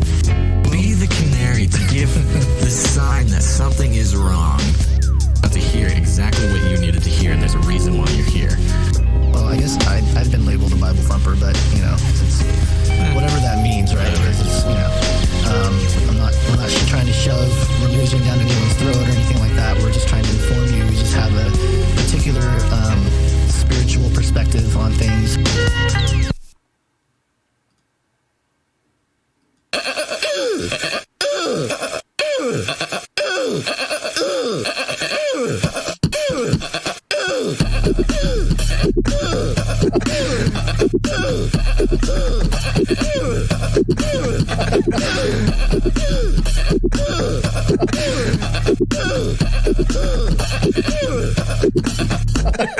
Fun fact, I believe it was another fun fact.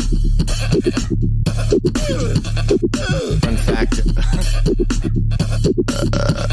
Another fun fact. Brings me back to my Screamo days.